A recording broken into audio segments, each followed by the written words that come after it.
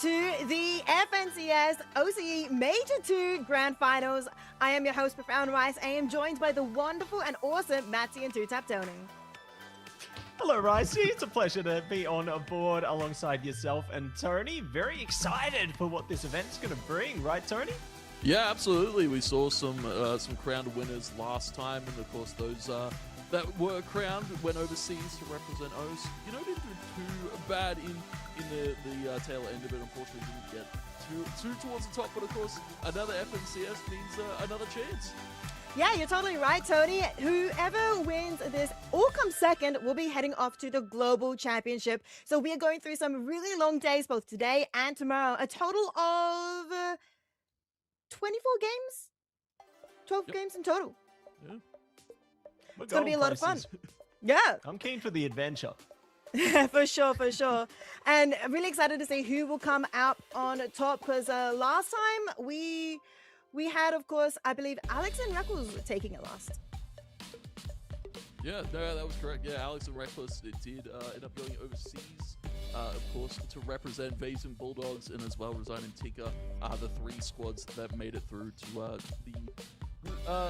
the Major 1 Summit. And yeah, looking forward to see who can maybe, of course, take down Alex and Reckless, because Alex been on a bit of a hot streak as of these last few FNCSs.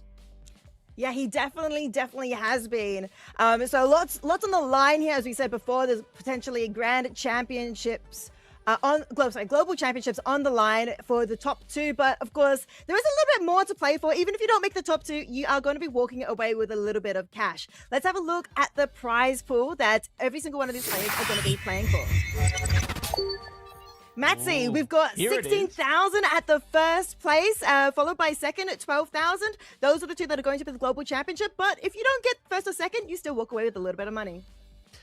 Yeah, that's a whole lot of money right there. You know, third place, second away, 8 grand. We got 6 grand for fourth place, 4,000 for fifth place, 2,000 for sixth place, 1,700 for seventh place, 1,600 for eighth place, 1,400 for ninth place. Then we'll be taking away $1,200 dues alongside 11th to 20th, taking away $1,000 there. 21st to 30th, taking away $500. 31st to 40th, taking away $400, with our final placements of 41st to 50th getting a nice crisp $200 to their name. So there's something to play for everybody in this competition.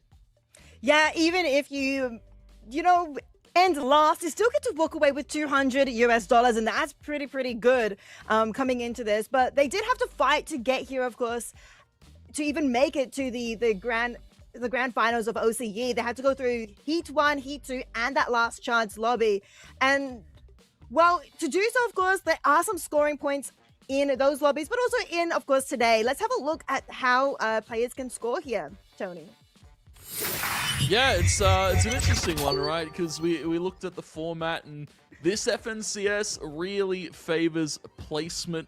Of course, you can see 65 points for first, second getting 56, it tails down a little bit, third getting 52. You still get a ton of points down towards that 7th to 10th mark, 32 of course for 10th, and then it kind of teeters off a little bit as we get lower down, 16 only taking home 20, and then of course 25th. You still get 2 points, but of course we're after eliminations as well. It's about securing those early eliminations, getting yourself into the late game, maybe having to rat it out a little bit and get some placement points there, but of course each elimination also being worth 4 points. We might see some elimination heavy games tonight. We definitely could be seeing some elimination heavy games. And as you said, 4 points for each elimination is quite a lot. But of course, getting that victory royale is the goal of the game. And 65 points will definitely shoot you up quite quickly in the standings. And, well, who are some people that we're looking out for, Matsy? I mean, we talked already about Alex and Reckles, but in Heat 1, they actually placed third to be able to make it here to the grand finals. But there's also some other people that we might be looking out for. Yeah, I gotta say, I'm looking forward to see how they're going to perform again. You know, obviously, maybe not as convincing a result this time, but I got my eyes on some of the other rosters. You know, I think that Resigns and Tinker make a return appearance there. They can, I'm sure they'll definitely play pretty well as well, but I'm hopeful that we do see, I guess, some other faces kind of make their way up as well. I think diversify the top end of the competition there, because maybe what we need to have a better placement on the international stage is some new blood.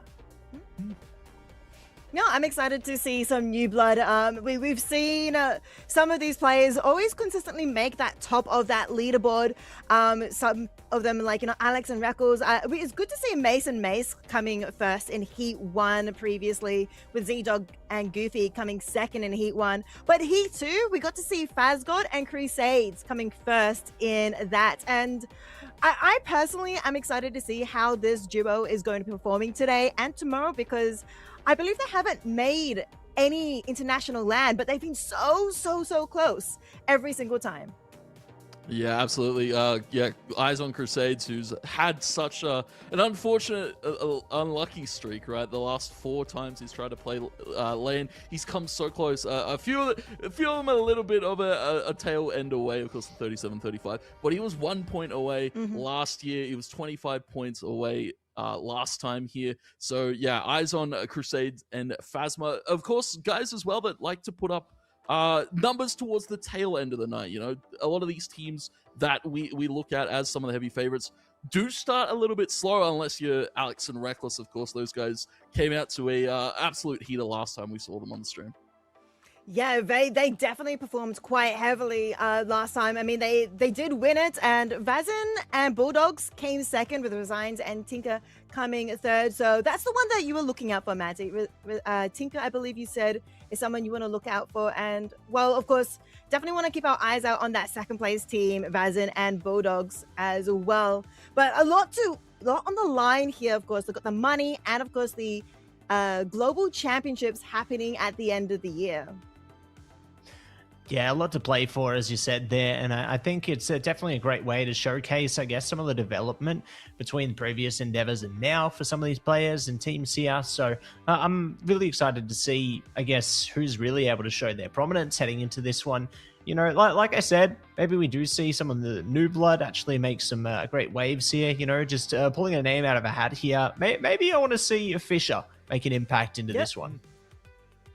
Yeah, it'll be good to see someone that we haven't really seen too many times perform, and make it into the global international land. So someone new would be really great to see, to shake up the scene a little bit.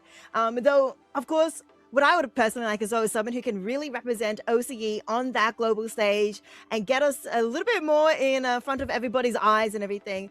At the previous LAN, we had, of course, Reckles represent us, and Vaz and Bulldog, and Resigns Tinker.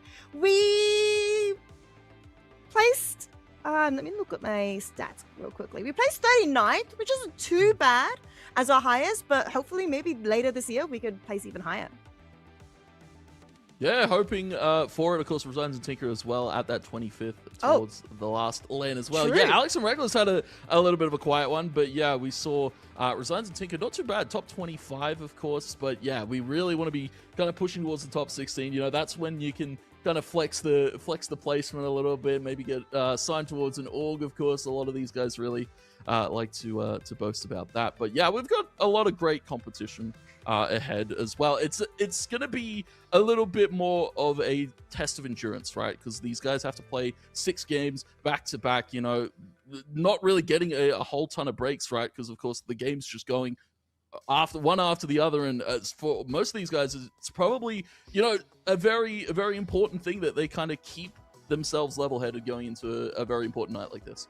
No, that's a very good point. I mean, 6 games in a row today, and then 6 games in a row tomorrow as well. And you want to be on the top of your A game every single time, and you want to get those potentially victory royales multiple times in a row as well, which sometimes can happen as well, and get as many eliminations as possible. And we saw last time previously, we saw some teams do really well on day 1, but kind of fizzled out on day 2. So sometimes it's really important to go full steam on day 1, but it's really important as well to have your energy for day 2. Yeah, you got to give it your absolute best, You put it perfectly there to the both of you. It's a battle of endurance, and I think that you're really going to have to compose yourself accordingly. Not send everything into just one game, because at the end of the day, it's all for the long game. Obviously, you want to do the best you can, get those worthy placements, focus up on the eliminations over time as well. But yeah, you can't give everything just to one game. Unless it's the last game and it's make or break on your placement, then yes, absolutely full send it. But yeah, it's got to be a long-term, a high-scale endeavor there. Yeah, I think I was only watching, well, not watching, I was watching both, but I was only casting the first day of the Major 1 OCE a couple of months ago, April from memory. And Yep. I was really cheering for Crusades back then because I heard of his story and he did so well on day 1. But then unfortunately, day 2, things didn't quite go the way that they were expecting. Tony, what do you think went wrong for some of those teams? Not just Crusades team, but like other players as well. Like some people perform really well in day 1. So what do you think they need to do to make sure they make day 2? I definitely think we want to place a lot of importance on eliminations here. A lot of these teams, they placed really well. They got to the late game, you know, that top 10, but they didn't have any eliminations to show for it. They kind of just hid in the background. And, you know, as we said, placement's good, but also those extra few points from eliminations really put you over the edge. Of course, we saw from Major 1, it was Alex and Reckless really finding those eliminations towards the tail end of day 2 and really just like broadening the gap between them and second and third place. Yeah, eliminations really give you so many points for every elimination. And, well, there are not 50, with -2. 48 other people in the lobby to be able to get those eliminations. So you can get so many eliminations if you're aggressive, but also still careful and everything as well. It's also really, you got to be very careful about your positioning as well when you're coming to those last final circles and storms and everything. Right, Matty? Like, in the end game can be very important. Yeah, you really have to be so calculative with how you approach it because it's make or break. Like, you really have to play your angles, really take into account whether you're going to be caught in the storm there. So yeah, it's going to be very divisive endeavors, especially towards the end there. But obviously with the right communication, teamwork, you know, you can see those very flashy, like split-second plays coming through from a lot of the teams there. You know, I particularly enjoy some of the diving maneuvers that you see from some of the teams that take a lot of high ground space there, and they look to just dive straight in, go for that very spearheaded maneuver to try and get a lot of eliminations there. Yeah, it can be quite dangerous, a bit risky, but when it pays off, it's high risk, high reward, and they're able to get those eliminations and get the placement a little bit higher as well. And it's really fun seeing everybody try and get the high ground, but also if they're playing too safe, they're only just playing the high ground, they're not going to get those elimination points. So they definitely do have to go for those dives and everything like that. Is there anything from Major 1, Tony, that really stood out for you that you kind of maybe want to see again today? Definitely, I think players that are returning here for Major 2 from Major 1. Eyes on guys like Kazi Aspect that had a little bit of a rougher showing in the last time we saw them. I believe Tarok and Pumpkin as well are guys to note for here as well. Guys that were doing well, I think, in the elimination department, but the placement really struggled for them. So it's like a vice versa of what we were saying. Like, you know, elimination's good, points are good. But as well, placement's also very important. So it's about keeping an even balance of both here. And for guys like Pumpkin, Tarok, and Kazi Aspect, I would hope, you know, they've taken what they've learned from Major 1 and kind of adapting here going to Major 2. Yeah, for sure. I mean, it really is important to, as you said, balance that both. You want to be able to stay safe and get eliminations. That's what really makes Fortnite so exciting, really, to be able to balance that both, because you got to be aggressive, but you also got to keep yourself safe as well. And I really think as well, when you get to that end zones and everything, you really want to make sure that you've got the resources to get the high ground, but also get through and break through everyone else's defenses and surprise attacks and everything as well. And I'm really excited to see what happens here. 6 games today, Matsy. Who do you think's going to be taking first game, though? Ooh, first game. I want to see, you know, some of the other faces take it away. You know what? I'm going to say Goofy is going to take the first game here. I don't want to go for the popular vote. I want to say Goofy is going to take it away this time around. But I do think, reflecting on the last event heading to now as well, you got to take into account, even if some of the teams are going to do great on day 1 of competition, they might not go so hot in the second day. You know, it could be just all the gas used up on that first day of the competition there. So Really interested to see if after the first day of competition, some of the teams take a moment of reflection, reflect on how their enemies have kind of been approaching the situation, and see if they can break down and launch their own counterattacks. No, I am excited to see some of the new faces potentially take game one. I think that's when, as you were saying, things could go different. We could have something exciting, new strategies come into play. Tony, who would you think will be taking game one? Ooh, that's a hard-hitting question because there's a lot of favorites, and as Matt said, we like to root for a good underdog. I want to put my chips on Mason Mace. I really like the Mason Mace duo, of course, spelt differently but pronounced the same. Double M. My chips on the double M, the Mason Mace duo. I actually hope I love that the names are the same as well. I think that might give them a little bit of synergy as well. It's like, hey, Mace, go here. No, Mace, go there. It'll be really, really exciting to see if that synergy that got them first place in Heat 1 is going to be able to continue here on to Game 1 of the Grand Finals of OCE. For me personally, I kind of want to see Crusade start off strong as well. Crusade and Faz started off really strong previously in Major 1, so potentially they might be able to bring that off right off the bat here in Major 2 and potentially find themselves maybe making their first international, taking it from one of the more established duos potentially as well. But that would be my prediction. Is there anything else that you're excited about for this game? Because it's about to start very, very soon. So anything else you guys want to say? I think the most important thing is may the best team win, and a message to some of the players, the unsung heroes is, even if it looks like you're in the position of David staring up at Goliath, True. Every single game is winnable. No matter how dire, how grim the circumstances may or may not be, anything's possible if you just believe in yourself. Yep, no, that's very, very, I think, true. I think especially a Fortnite where it's a little bit randomness can always go your way potentially. But I think in general about esports, it's really about who shows up on the day feeling the best, feeling the most confident in themselves as well. Because at the end of the day, anyone can take it. Anything else you would like to say as well, Tony? I am going to hope we see maybe some hot drops. I don't want a quiet game. I don't want a quiet first game to start it off, guys. I want some hot drop action. I want some early elims on the board. I want to get them bloody in there. No, I like that idea as well. I think hot drops can be really exciting. I mean, they can potentially sabotage some of the more favorites, as we were calling them, favorite teams. So I'm excited to see if that does happen, and maybe the Giants do get dethroned potentially. Hot drops are one way to do that. And yeah, that could be really exciting to see for sure. I don't have the map up for me at the moment to know where people are going to be dropping, so I don't know where any potential hot drops will be, but I'll definitely keep my eye out for that, see if we can see any of them happening. Make sure you guys mention that when it does happen, because that would be really, really exciting to see. But yeah, we're about to be going into the game very soon, and I'm very excited to see, as you mentioned, we want to keep our eyes out on Mace, Alex Reckless, as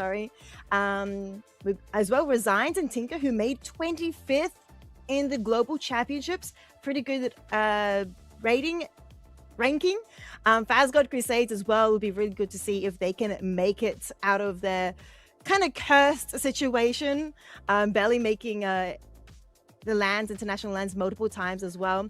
And a couple of the underdogs as well would be really good to see perform quite well as well. Yeah, it's always great to see your underdog stories, it makes them all that much more exciting, because obviously sometimes, the story is set in stone, you kind of can see the script, but when the story gets defied, when you go into another time stream, that's what makes it all that much more exciting, because, you get to really experience the unexpected there, and it just makes for that much more enticing gameplay. No, I totally agree. I think We're here to be entertained. Are we not? We're here to be entertained. But of course, these players are here to potentially win it all. So I'm excited to see what actually happens. And I would like to see, like Tony says, some blood right off the bat, some hot drops.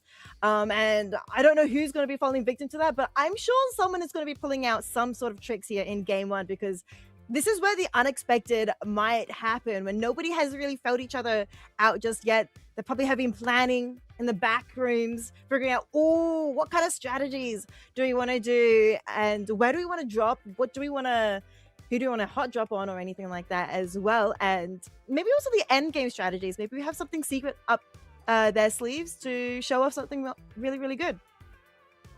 Yeah, hopefully. Again, going back to the hot drop thing, I do recall from the last time we saw these two teams, all these teams go toe-to-toe. Oatly and Gerald were guys that got hot dropped on at Wonky Land, I believe, from memory. So, yeah, eyes on that. Maybe somebody's going to try and ruin their tournament again this time around. Yeah, that was really sad seeing that happen multiple times in Major 1. So definitely eyes on Oatly, see if he's going to get hot dropped as well. But we are finally loading into the game. So Matsy and Tony, I hope you guys enjoy game 1 of the OCE Grand Finals Major 2. Take it away. Here we go. We are going to be getting straight into game, everybody. The moment we've all been waiting for is finally here. And I cannot wait to see which team is going to be able to start off strong into this endeavor, Tony. But, you know, you were talking about Wonky Land before. Do you think we're going to see it all go down there again? Look, it might get a little bit hectic. Wonky Land's one of those fun ones to watch, especially with how, I guess, like, flat the terrain is compared to most of the other points of interest on the map. Lifty Lodge, of course, might see a little bit of congestion there.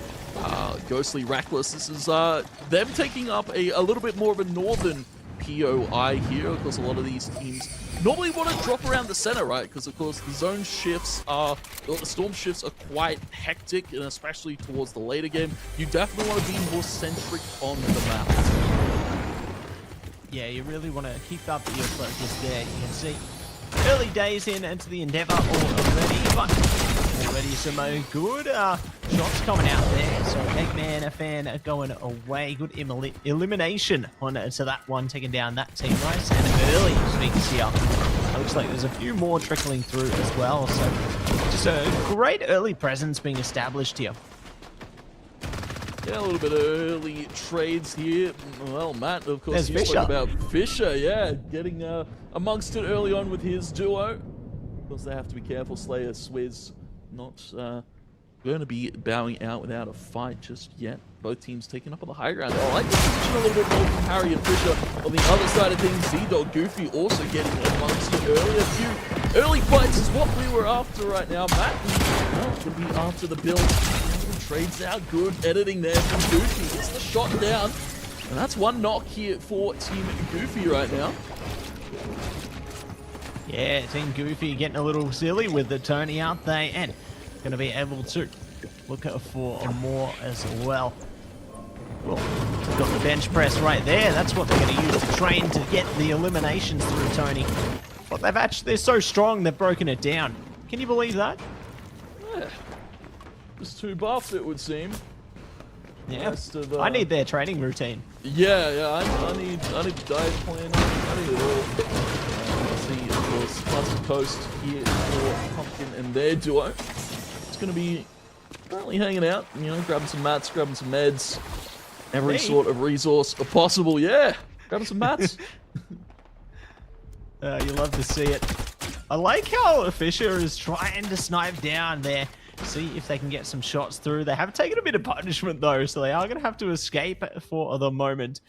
We'll be able to at least do some good scouting for their team before looking to go for any kind of further battles here. So it looks like they will have control of this part of the map for the moment. You know, they're still just kind of waiting things out, see if they have a bit more freedom of movement there. And yeah, they will be able to take advantage eventually. Yeah, take advantage of positional. Of course, eyes on where that Storm Eye goes, of course. A lot of these Players going to have to be cautious of how much damage as well that they've dealt, Matt, because that Storm Eye can get very, very deadly as those zones slowly close on in. Of course, you have to move, you have to start dishing damage. You can't be passive in a lobby like this, especially on the first day. You really want to show that you're in it to play for this one. Yeah, in it to play, in it to win it here, Tone. And let's see who's going to be able to take it away today as the chains are broken. They're looking to build up their own fortifications here. They know that there are going to be enemies right around the corner. So they're just trying to take advantage of the position right now. Ensure they have ample cover before they go for any eliminations. But they're closer than they even realize right now. And their eyes are ever present on the prize. Ever present here. Two teams starting to bunker around here towards the center. And we'll see what they can do. Venox, Bulldog. Interesting as well, you know, we spoke about Vazen and Bulldog as one of those teams that qualified to land. Both of them have gone their separate way. Bulldog now playing with a different duo. And as well, Vazen playing with a different duo. So, you know, it didn't seem to work for them. They couldn't keep the magic alive. So, shaking it up with a different duo. It's cool to see them both have qualified, though, for Major 2 here, Matt. Yeah, it's great that they've been able to get themselves into exactly where they wanted to be. You know, their hard work paid off. But speaking of hard work, we're seeing some knocks coming through here and eliminations to follow. So, it'll be big trouble. Mace looking to be a mace to the face there to their enemies. Yeah, this is a great high ground position now. Venox trying to push Jay off of that one. Bulldog currently knocked down for the moment, so this is going to be up to Venox, taking quite a bit of punishment, though. Trades back onto Yuli's. And the Nox a 1-for-1 shotgun shot out, and it's not going to be Venox. It's going to be taken out by Jay. And that is one more duo down early on, Matt. Quite a scrappy affair there. Both teams had the high ground, then had the low ground, trading positions a little bit there, but in the end it goes to Jay's duo. Yeah, in the end, it doesn't even matter there. So, going to be Jay just chilling. You know, they've built their own castle here, and now they can sit on the throne. Well, not for long. They're going to be blasted away and looking to make plays elsewhere. As we fade away from this position, the zone will run its course. But you can see we are having a little bit of traction over towards the woods right now. As they are just going to be waiting patiently. Reboot there. Yeah. Bring them back. Yeah. That's going to be good for the duo there. And we'll see another fight engaged here. River. And as well, their duo. Under fire, under threat. Sneaky. Quick with the mats. Quick with the editing. Has the high ground advantage too. Is going to have to pop a little bit of a jug there to get the shields back and in a healthy number where he can take another fight here against this duo. Yeah, fight could be right around the corner here. Trying to get the angle towards River. They're not going to be able to match it. Sneaky trying to sneak away. They've been knocked down here. Need some support from their teammate, but unfortunately, it's all going to be for naught there. So, too little, too late. Their fate ever sealed. And now we get to have a full scope over River and a Falcon there. Just tightly tucked away within their structure here. We look to hold out when combat might ensue around the corner. But speaking of combat, we could see it at the moment. Beppy desperately trying to clamber away here. We'll be able to get the hops through and escape any danger. And Sneaky with some fancy footwork. B-hopping, I was going to say. We haven't seen a whole lot of that. It's a very rarely used tech in a game such as Fortnite map. But of course, we take a look at the map a little bit more, the southern pull. There's a few of these teams in the outer skirts trying to get their way in, but of course you've got teams as well that can gatekeep them here. Zyrox and their duo in a pretty good position to stop these teams that are coming in from that northern side of the zone, but you can only gatekeep for so long before you have to move a little bit further into that storm. You can see a few of these guys on the outskirts in a battle of attrition here, Matt. Of course, the beds and the shield pots really get tested if you're going to be sitting on the edge for so long. Be on the edge of glory there, Tone, and we'll see if the story will end here, or if they might be able to make their way out of it. As you know, the zone only going to chip away at the players slightly for the moment, so they can comfortably settle within. You know, it's only a tickle at the moment until it starts to get a bit more venomous later. Yeah, a little bit of a poison sting as these teams are going to be meeting. Budgie, Spinks, just on the outskirts of Heatwave Harbor. Of course, the GPOIs feel a little bit different, Matt. You know, feel a little bit more scenic. You know, Wonky Land, of course. I hope to see in one of these games soon. But yeah, check out a few of the teams rotating in towards this northern side still. Cyrox, some great shots down there. Smoked and has a little bit of a newer duo here to Major 2, Matt. We haven't seen them in Major 1. They're a little bit of an unknown force. And as you said, you like to root for the underdog. There are a lot of underdog teams that as well have qualified here to Major 2. Yeah, and it's great to see how they've been able to push their way forward. You know, the unsung heroes, as I talked about before, maybe this is their time to get themselves on the board and really make a name for themselves. Really secure their place in the piece of Fortnite history. But for now, they are just going to be rejuvenating themselves, just trying to sustain through the chip away here before they look to go back to safer pastures. But there's still the danger of what could be lying in wait in these corners, you know. Obviously, your vision's going to be a little less than clear at the moment towards the battle side of things. So, very curious if they can make their way away from the battle woods here. Looking there. Play out of here. Full jug, not going to go off there from Sazzers, so unfortunately, they're going out taken out. Fisher Harry going to be fighting for it. And that's a quick suit. The limbs on the board for Fisher and Harry. They'll take an early 8 points. Matt, of course, now as well into the top 42. Is where some of these teams are going to have to get a little bit more fierce. This is where more fights are going to start to happen as everybody rotates in, as that storm gets smaller and smaller. You're really going to have to solidify your pace here. But again, some early points is ideal for, you know, some of these newer teams, some of these familiar faces as well. Jay now getting hunted down here. Trying to hit him with the two-tap, call him Tony, as they will be able to zone him out in the end there. So, well done to that team. But we make our way over to Bando God here. Just trying to look it down. They will be able to catch their opponents in Falcon and River, crossing to the other side there. Really quick reactions from them as well. You know, they move, there's a moment of vulnerability, but just as soon as it comes, it goes. And now they are just going to have to hold patiently. So Bando God not looking to give any further grounds here, but I like how they're still just keeping an eye on things in case the enemy tries to get a little closer. This is a good high ground spot here from XCon and their duo. Currently scoping out the lay of the land. Of course, still in the zone, and you see that storm surge as well. 410 damage above the damage threshold, so XCon and their duo are going to be sitting pretty. They're not going to be taking all too much damage from this storm as they make their way in.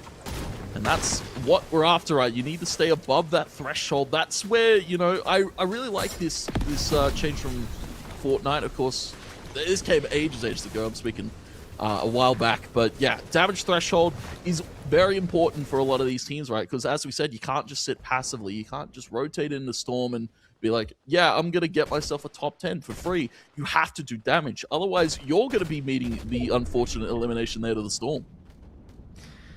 Yeah, and that's the worst case scenario, isn't it, Tone? You know, you do not want to be getting downed by the storm there. You want to be able to push it past it. Looks like the storm surge is going to be active as well now. So could see a little bit of a gap closure, if you will, with that effect coming into play now. Got to make sure you do as much damage as possible to stay above threshold. Otherwise, you could be the one folded out of the map. And now, looking to see how they can push past it here. Slayer taking so much punishment as well. Like they're stuck all the way in the Frosted Flats right now, just using whatever materials they can come across here. But I don't know if they're going to be able to hold on, Tone. Yeah, below the threshold, as I said, I was speaking about the threshold of damage, and you can see how badly that storm is tinkering away at the HP there. I like this position here from Star and Slixy Bot. Pretty high ground position towards the southern side as well, so they're going to be spotting teams on the rotation in. But as well, of course, if the Storm moves a little bit more north, as you can see it pulling a little bit more, we can see an easy rotation path for this duo here. As we'll spot a few guys rotating on in. We can see as well a few in the background duos that, of course, we wanted to keep our eyes on, that qualified for lands previous, and haven't seen any of them fall early yet. So good start for some of the more tenured teams in this one as well, Matt. Yeah, great start in the beginning here, but slowly but certainly the combat is going to get all of that much more quickened and certain here as the zone slowly but certainly closes upon itself. The Storm going to be shrinking down even sooner, but I like how Slicksy there looking to push in. They can see their enemies are starting to get a little bit closer. Go towards the middle of the safe area here before they go for anything further. But in the meanwhile, Tony, you can see the feed lighting up. A lot of knocks and eliminations now looking to light up. I feel like we're getting towards exciting times. Yeah, this is, around where we wanted to see teams really go toe-to-toe. A lot of triangles around Frosted Flats right now, and it pulls a little bit more to the right-hand side. The Storm does favor some of those teams in that snowy terrain. So we're going to have to see a lot of these more heavy favorites move. You can see Alex and Reckless there. Ghosty and their duo are going to be moving as well, but they're going to be caught by XCon. Rainy. Alex in a little bit of an engagement. Alex looking for a quick heal-in, but has to move here. It's very important that you keep your eyes focused on the prize, and that's moving forward. Yeah, move forward, never go back, Tone. If you go back, there's no chance to counterattack, but they are going to be taking it a little slower here. Looks like Z-Dog waiting patiently. Good shots over to Xavier there. Ooh, we'll be able to get the knockdown there. That's good from Mace, actually, to lock that one in. But you can see that there's multiple points of contacts that you have to really focus on as a player, because you can be hit from any angle at any time. Yeah, that's the fortunate part about a Battle Royale is there is so many different angles. We're not playing a different shooter here, Matt. We're playing a very structured Battle Royale such as Fortnite, where you have to be cautious of every single surrounding, every single angle that you could be vulnerable to. Is an important one to keep an eye on. Z-Dog, Goofy, going to be taking the aggressive approach. They're going to be rotating in as well. They're going to be meeting Pumpkin. And that's the thing about these late game rotations, right, Matt? You're going to have to be a duo that moves first, takes that space, and then controls it from there. Because a lot of these duos, a lot of these, less familiar teams to a competition like this, that's probably where they're going to stumble when they try to make these late game rotations. And one bad call, and that could be your game done like that. Yeah, it could be over and out without a doubt here, Tone. So it's going to be holding it back for the moment. You can see the Storm is looking to shrink even more in a second here, and the Surge are coming up as well. So there'll be all hands on deck towards these last parts of the endeavor here, Tony. Everyone is as close as they possibly can be right now, and might even get even closer beyond in just a second here. And it's going to be coming in clutch already, looking to bounce their way forward. Massimo looking to go massive on this one. Have at least got themselves a moment of safety, but that can only last so long while they try and rejuvenate themselves.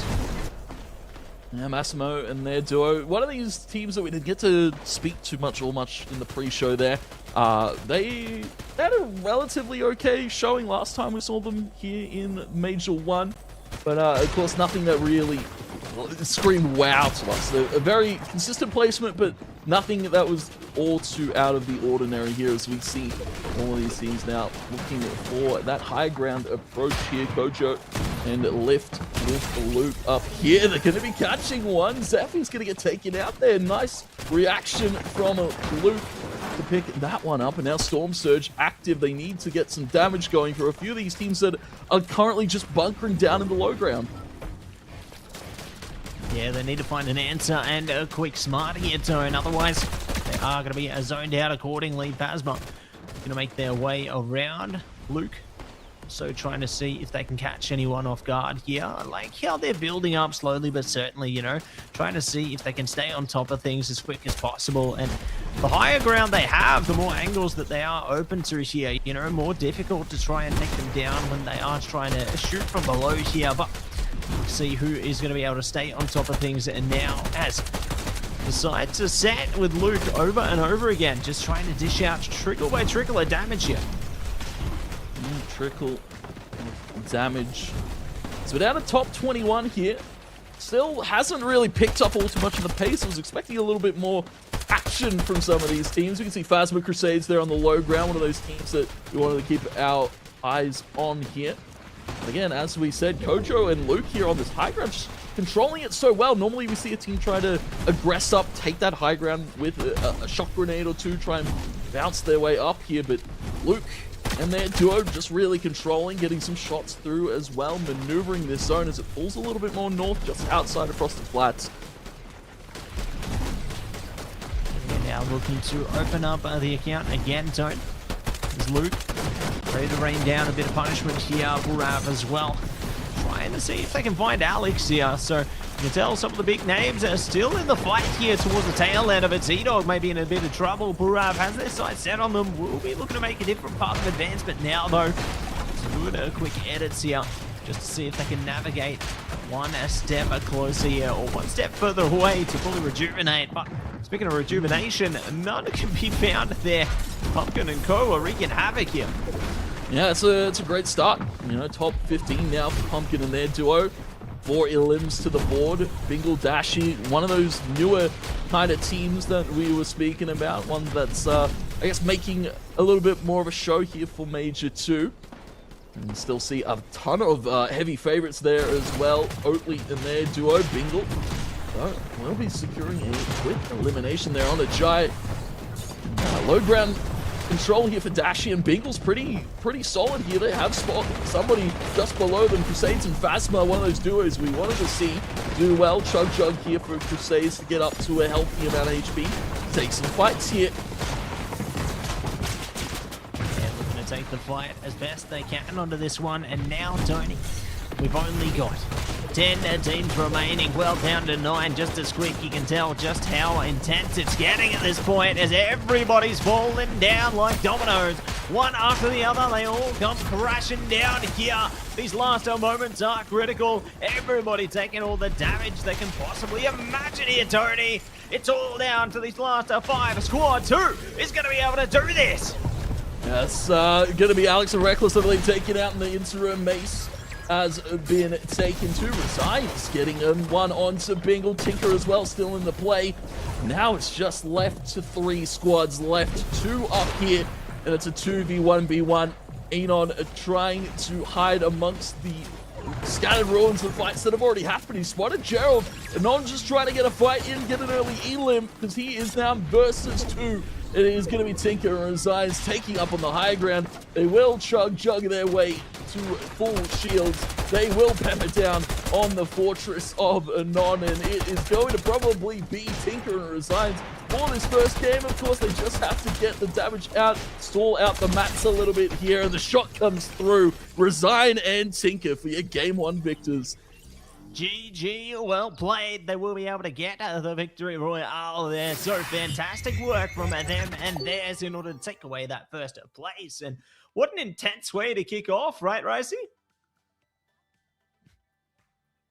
Down to the last 5 teams. I could tell, with only 6 or so players left, one of those teams was a duo. The rest were all by themselves. And I was like, as soon as I figured out it was Resigns and Tinker, I had a feeling it was them potentially taking the victory royale. They had 6 eliminations between the 2 of them and earned 89 points in total, top of the lobby.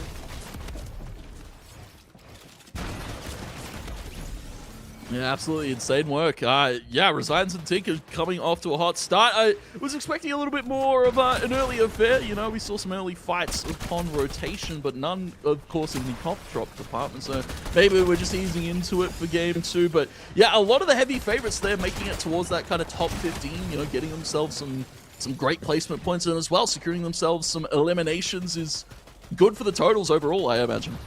Yeah, for sure. Speaking of the favorites, we, of course, have, the team of Tinker and Resigns at first, of course. Mace and Maze, they came 5th here. Oatly came third, I believe, which is really good seeing how they had a pretty rough game in Major 1. Pumpkin was another name I believe you guys mentioned who came 6th, which was really good to see. Alex and Reckless, they came 7th, 58 points though, so that's still quite a lot. So I'm expecting a lot from them later on in the day, of course. But yeah, Matty, is there anyone that really surprised you in placing quite high in this first game? I think that there's no real big surprises at the moment. You know, I think that Tinker definitely expected to place high here. I think that it was interesting to see, I guess, some of the more strategic plays coming out from some of the lesser known names, though. I think that with that happening so early in game 1 here, it kind of excites me as to their potential heading into some of the future games. Yeah, no, I agree. I think it's really great to see some of these more underdog teams be able to place quite high as well. And I'm excited to see how the rest of the day goes for them. We do have 5 more games to go through though, so we will be going to a short break and prepare the second game of the day for you guys. We'll see you guys soon.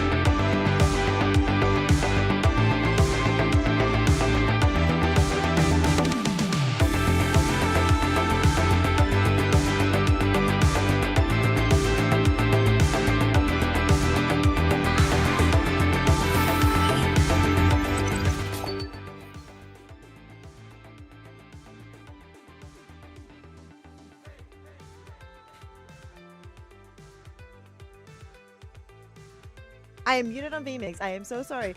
Welcome back to FNCS OCE Major 2. We just had game 1 and it was very explosive with Resigns and Tinker coming first here in game 1. They were the only duo left though in that top 5, so they had quite a strong advantage and they took really good advantage of that advantage. And you can see they got 6 eliminations as well on top of that first place. So they're standing on the leaderboard, Matsy, with 89 points. Yeah, they started off really dominantly here. You know, I think that they were one of the expected duos in order to, I guess, have a powerful presence into the tournament here. So it's no surprise that they've started off with a really strong showing here. But it's great to see some of the other names making their way through as well. You know, I'm curious if we do see Crypty manage to have some decent placement coming into the rest of the endeavors as well, like Dashi and Bingle here, you know, Pumpkin and Everlong. Like, it's great to see a diverse split in the beginning. No, I totally agree, Matt. So we can see a couple of those little names, a little bit of those names that we don't often see at the top coming and filtering through, having a really good game 1. Of course, Resigns and Tinker, they did represent us at the Major 1 Summit and they placed 25th. So it's great to see that that fire coming through from Major 1 Summit, continuing here in Major 2 OCE Grand Finals, coming first here in this map 1. But there were a couple of other teams, of course, that did really, really well. And we can see those eliminations coming through. Some of them getting 6 eliminations, 5 eliminations. Tony, you mentioned you love seeing eliminations. Is this enough for you in game 1? Oh, absolutely. For some of these more tenured teams like Kazibot, Aspect, Pumpkin, Everlong, of course, as well, Alex and Reckless in there with that 5-6 elim to their board, that's an extra 24 points. 20 points for these duos here, and that's why they're so high on the leaderboard to start the day off. Just getting those early points, getting some early momentum, because, you know, as the day progresses, as the evening progresses, we might see a little bit of a fall off. You know, maybe they have 1-2 unfortunate games, get eliminated around that top 32 mark, and all of a sudden your points start to dwindle a little bit. So it's about keeping pace with the rest of the lobby. Of course, Resigns and Tinker, you saw that elims really came to play there. Of course, they were able to secure a lot towards the later game, but some of those early ones, you know, getting yourself some early momentum, getting yourself some confidence. A lot of these teams really, really thrive on confidence. Of course, Alex, Reckless, one of those teams that, of course, we want to keep our eye out. You know, once they're shooting good. Yeah, I mean, Alex and Reckless, they did come first in Major 1, and here they are being placed 7th, which isn't that bad. They still made it to the top 10, but they also got their 5 eliminations to their name as well. So they do start off the day with 58 points, but Resigns and Tinker with 89. I'm a little bit scared, honestly, here, Matsy. Are we going to have this duo dominating for the rest of the game, day, or do you think things will start to even up a little bit as we go on?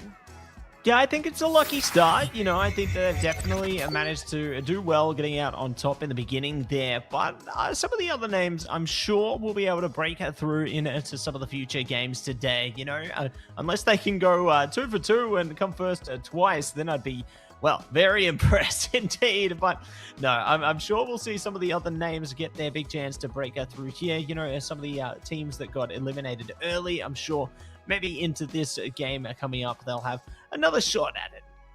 Well, we are heading into game 2 today, right now. So, of course, this is when, as you mentioned, these other teams will be able to have that more of another shot at it. Let's see whether or not Resigns and Tinker will dominate this lobby, or we'll have a new winner on our hands. Take it away, Tony and Matsy. Yeah, that's right. We get back into it. Game 2, Matt, and this is, you know, little bit of a interesting evening start so far. I was expecting it to be a little bit quieter, but of course we saw a few teams kind of go for some early fights, and of course to correct my mistake from the last game, of course Wonky Land doesn't exist anymore, and I'm very sad about that, Matt. But a lot of new different POIs that a lot of these teams have claimed. Of course we saw some of the heavier favorites go towards our northern side. Of course Alex and Reckless kind of taking a little bit more space towards the northern side. We see Vazen and their duo, of course, up towards our northern side as well. But as well, looking down towards the lower southern side as well, some more heavy favorites, of course, Kazi and Aspect, Pumpkin and Tarok down towards that bottom side of things. So yeah, you know, it seems like a lot of the heavy favorites, like, yeah, we're going to play very split about the map. We don't want to run into one of those duos that's a little bit more tenured and could definitely take us out. Yeah, you certainly don't want to be caught in their crosshairs there, especially early on, you know, trying to play for placement. It's going to earn you some positive results there, but see how it all goes down. And now, as we've already lost a couple of teams early here, Tony, so going to be unlucky for them. Maybe they'll get their shot next time, but for this time, still going to be more opportunities and more great things to loot up before we do get down to business here into the main battle. Speaking of, Bulldog are taking a lot of punishment as we saw the fadeaway there, but we'll be able to get away in the meanwhile. Yeah, just getting away, shaking hands. It's going to be Thor and Zenznik. Have to be careful. And of course, they're going against Goofy and Z-Dog, one of those more heavy tenured teams, and ones that I guess had a little bit more unfortunate showings in Major 1, right? As I alluded to, it was Oatly and I believe Z-Dog that kind of got a lot of hot drops falling their way on the last Major, but of course now, you know, shaking up things. Duos now a little bit different, and you know, the map changing a little bit, so yeah, a lot of things have changed for these teams, and that might spell them good fortune here. Again, towards the northern side, we see Reckless and Alex just kind of bunkering down, getting a few mats, trying to think about the best way to approach this, because they're under fire. I believe that is just another squad, no, only one. Thought it was two for a second there. No, not two this time. Only one, but it could be more in just a second here. See what Alex can do. Cook's underneath them there. Just waiting patiently. The opening could be exactly what they're after. Ooh, shot coming out there. Not going to be able to connect it, but at least they have the information so they can prepare for the fight accordingly. Have taken a chunk out of the shield though, so just going to have to play around their teammate here. Get some good edits. Cook's already in a lot of trouble here. Alex playing around the corner, waiting patiently, looking to play around it. We'll see if they are going to be able to get it done with Reckless now. Cook's down. Will be good for the elimination there, Alex. And we're going to see if they can catch Ghosty as well. Yeah, going to be a little bit of a drawdown fight here. Of course, that early knock from Alex does help them out a little bit. Ghostly in the 2 versus 1. Don't really normally see a player come out with the win on this one, but Alex Reckless actually going to be dropping down to the low ground. They see the storm moving, and they decide to peace out here, so yeah, shake hands, let bygones be bygones on that one. A few teams over towards the Battle Woods, of course, a little bit more central on the map. And they're not going to have to move all too much, of course, storm pretty central towards that PY for the moment. A lot of the northern teams forced out early. Nice little skybase there being built up by one of the duos, so yeah, not a ton of early fights, Matt. Of course, down to 46 squads here. There might be another fight going on here in just a sec. Yeah, anything could be possible here. So take it easy for the moment. Waiting for their time. Patient as ever. Will they be able to make it work here? The King now says quarters in session, and they are ready to attend to some knocks and eliminations to follow. But will they be able to lock them in? It's all going to be tested by their builds, and it's just how quickly they can make it happen. Let's see what can happen here. Just a little bit of a stalled out fight, and of course, again, Matt, one of your favorites to watch for, it's Fisher and their duo. And Saw, Kyoto, gonna have to be a little bit careful because Saw has lost their duo. So just gonna have to be bunkering it down, trying to hide away while they pop the full extent of that chug jug to get to full HP blitz. 10-man now who have the high ground advantage, and they're just trying to shoot down here onto Kyoto. He's currently playing with the element of surprise here, just the fact that there's so much cover that Saw has. It's going to be a little bit difficult for these two to find him for a little bit. Yeah, the difficulty's only growing by the moment here to Tap Tony, and we'll see if there's going to be another one right around the corner as 10-man there. Ready to try and pincer onto King Saw's position there. They've got Blitz at the ready with them as well. Gonna go absolutely crazy on it. Ooh, King Saw in a bit of trouble. Taking a bit of damage, and it will result in exactly what they're hoping for. So 10-man and a Blitz gonna be good for the elimination, and will secure prominence over that position.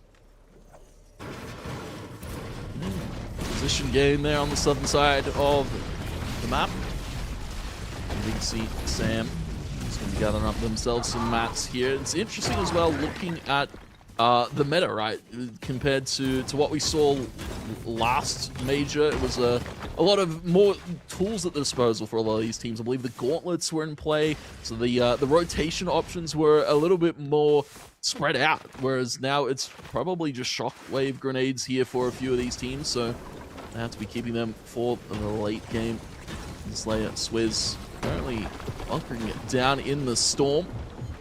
There's Harry and their duo currently trying to check them. Fisher does have a pretty good high ground position as well, so nice little off angle that Harry's going for while Fisher controls the space up top. That storm might starting to shrink a little bit more here. Still 45 teams, Matt. Pretty healthy lobby so far. Yeah, nothing too wild has gone down yet. You know, everybody's just cultivating their position, making sure to play the long game, play safe, you know, avoid the storm when and where possible. Obviously, it's still early days, so they can afford to kind of tank it like what Fisher and co are doing right now. They are conscious that there are enemies in wait for them, so that's why they aren't going too crazy in terms of taking space here. It's a very patient game in the early phases. Yeah, very patient game. We were speaking in the break. We're like, oh, it's a little bit of a quieter one to start off the night, but I imagine as we get a little bit deeper in the picture, a lot of these teams are going to be a little bit more willing to fight, a little bit more to take some aggressive motions here. And Harry getting some good shots in. Fisher will knock the duo. So now it's just left to Slayer. He has to be careful. And it will be a trade 1-for-1. Slayer has taken out Harry, so this is up to Fisher here to clutch this one out. Slayer moving all too much, but well, Fisher puts on his blue suede shoes. It is going to be a quick needle him there, but Alex and Reckless here coming in for the third party. Fisher now has to be a little bit more careful, Matt. Yeah, exercise the utmost caution. Otherwise, they will be in big trouble. Fisher obviously has no teammate. They're just going to have to rely on themselves for now. They will be able to escape, at least for the time being. So, albeit they do have a disadvantage now. If they play a sneaky game, they might be able to go and sneak through some more eliminations, or let alone play for some deeper placement into this one. So, just going to have to play the long game on this. Much unlike XCON here, trying to go for some long-distance eliminations, and they have succeeded. Looks like they've found a bit of rain in the storm there. Yeah, a little bit of cloudy days.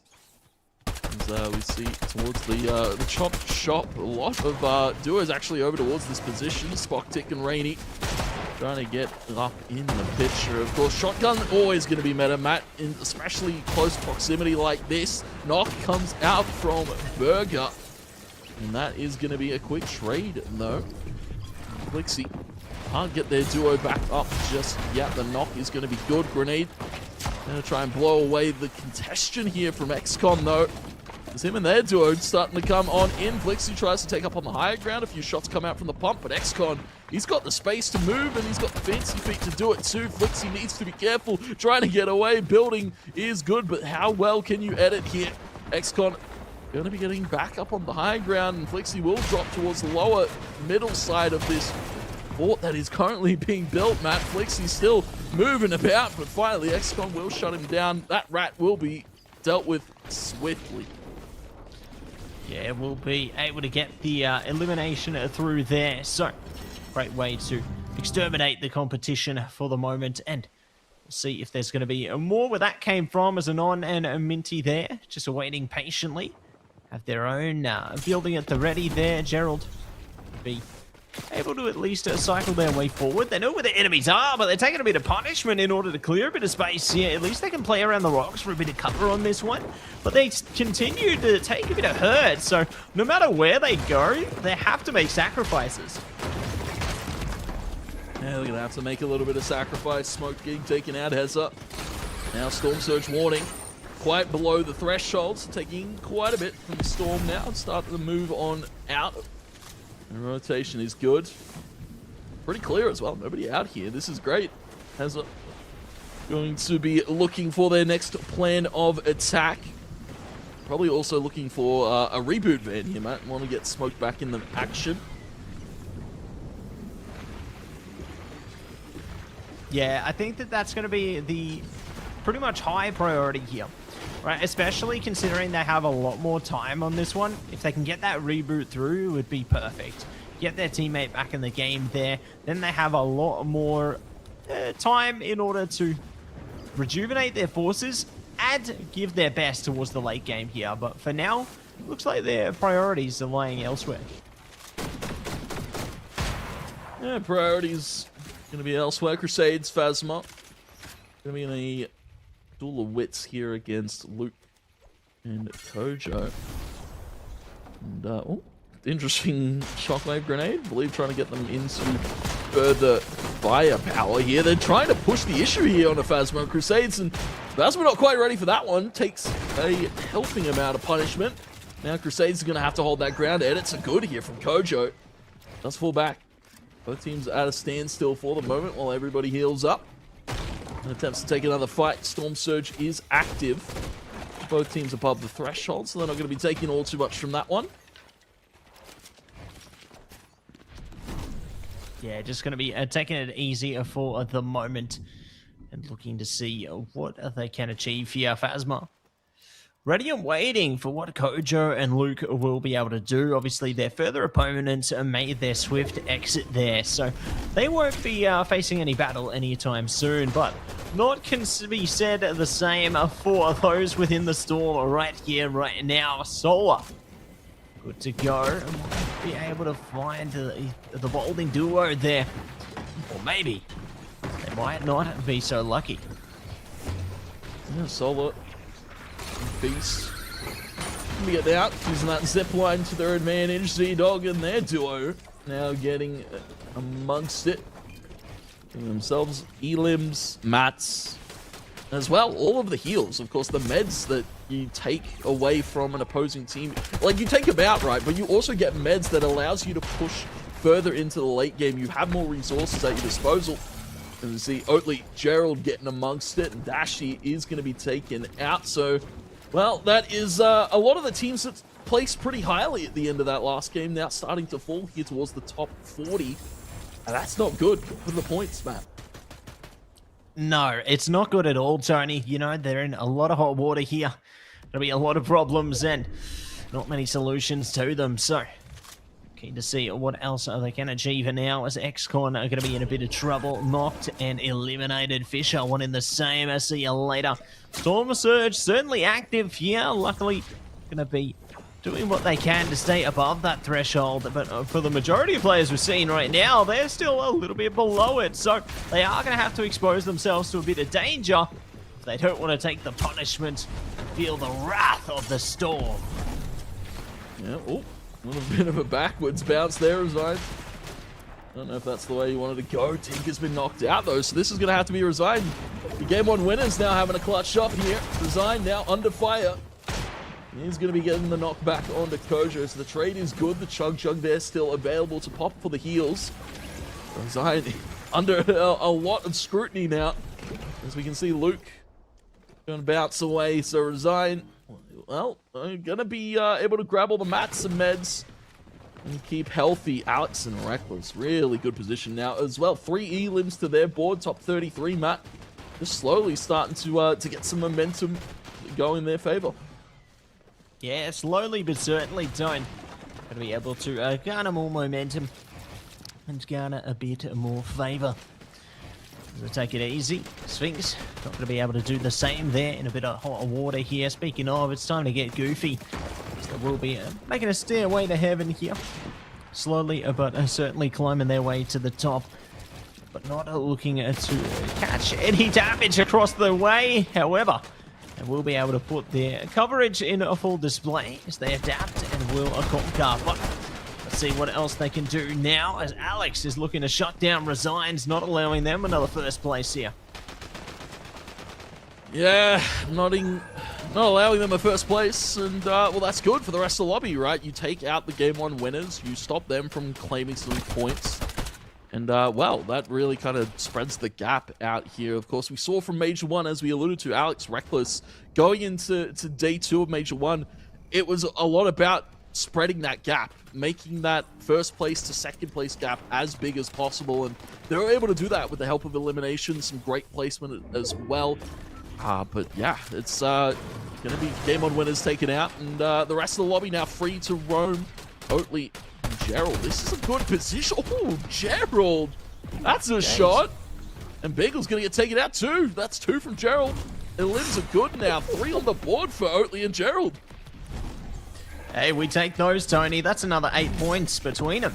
Yeah. Got to be happy with that, mate. And speaking of, they're going to be stop, drop, and rolling their way into the ground floor right now. Going to see if they can take a tour into the elimination station as they wait patiently for the next point of contact. This is Alex and Reckless, actually, with that other duo dropping off the high ground. Means that Alex and Reckless now have freedom to rain down a little bit of tyranny on the rest of the lobby. Gerald and their duo, of course, going back to Alex. Legendary Pistol's going to do quite a bit of damage too. Of course, a little bit easy to let that one sing. Let a few duos know that Alex and Reckless are here to claim the lobby. Of course, already 3 elims, now into the top 24. This is looking good for your Major 1 victors. As the rest of the lobby now starting to clean up on the low ground. Z-Dog and Goofy are out as well, Matt.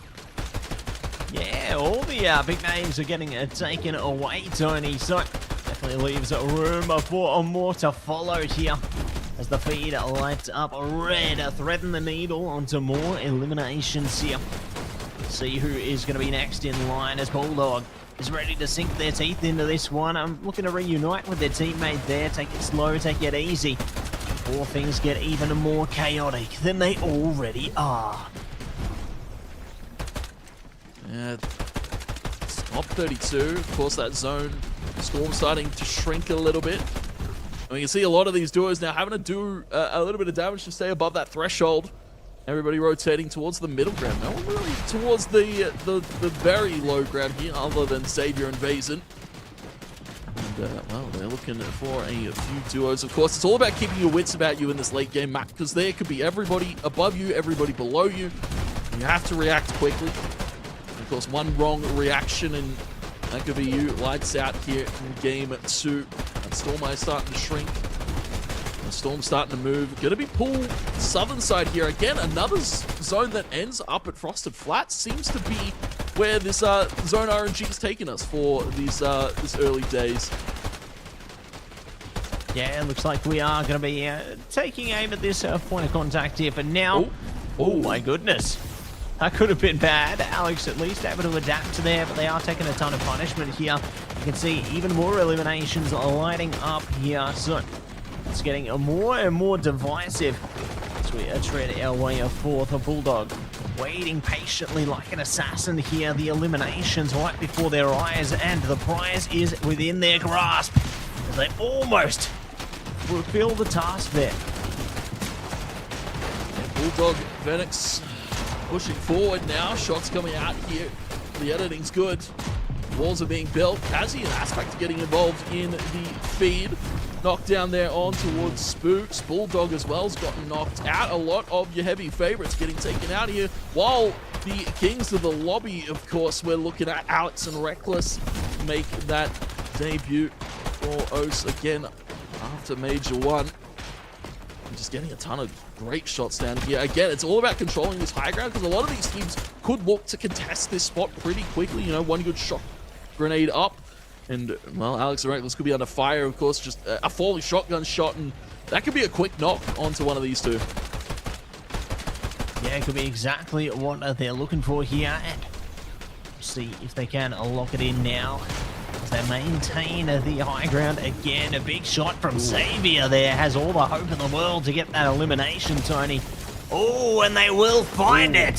Solar down, but they're going to be traded out. And knock on to Xavier there, and elimination. They rain down chaos from above here. Alex and co ready to keep the show rolling. Yeah, only still playing for points there. You can see in the interim, Vazen just loves Xavier in that one, and bit of a reckless affair now. Still, Kazi and Aspect amongst it. Knockdown goes on to Oatly. This is going to be Alex and Reckless now trying to find those elims, try to get those points going. Gerald now having to build like a madman as Oatly will finally get elim. That's 5 to Alex and Reckless's board. That's 20 points, Matt, just from elims alone. Down to the top 5 too, so the points start to rack up here for Alex and Reckless as they control this high ground. Yeah, control of the skies, rise up and see if they can lock it in. Top 5 certainly are looking a little better than how they placed in game 1 here. So good to cultivate their points. Will they be able to take it any further though? That's going to be the big test at this point. Damage good. Here we go. Top 2. Almost locked down, locked in. Tony Aspect are going to be the thing between them right now. Are they going to be able to deliver? Who stays? Who goes? And it's about how you can move here now in this late game. It is going to be Kazi taking up frontward position, and that's not the call. That's not the play to make. Alex will drop down for the high ground. 6 eliminations, and Alex and Reckless, your game 2 winners, Matt.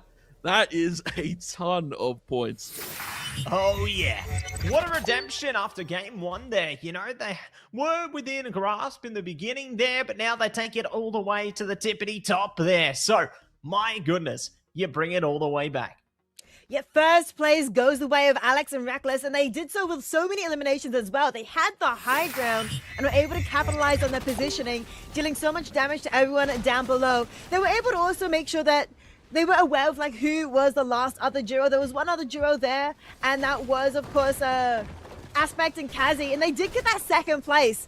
And it was really up to between those two because the last remaining teams in that top 5 teams were otherwise solo players. And so really the positioning that Alex and Reckless had control of the entire time really helps them secure that victory. Yeah, really quick, of course, checking over the replays. Just checking out Dirty Duck.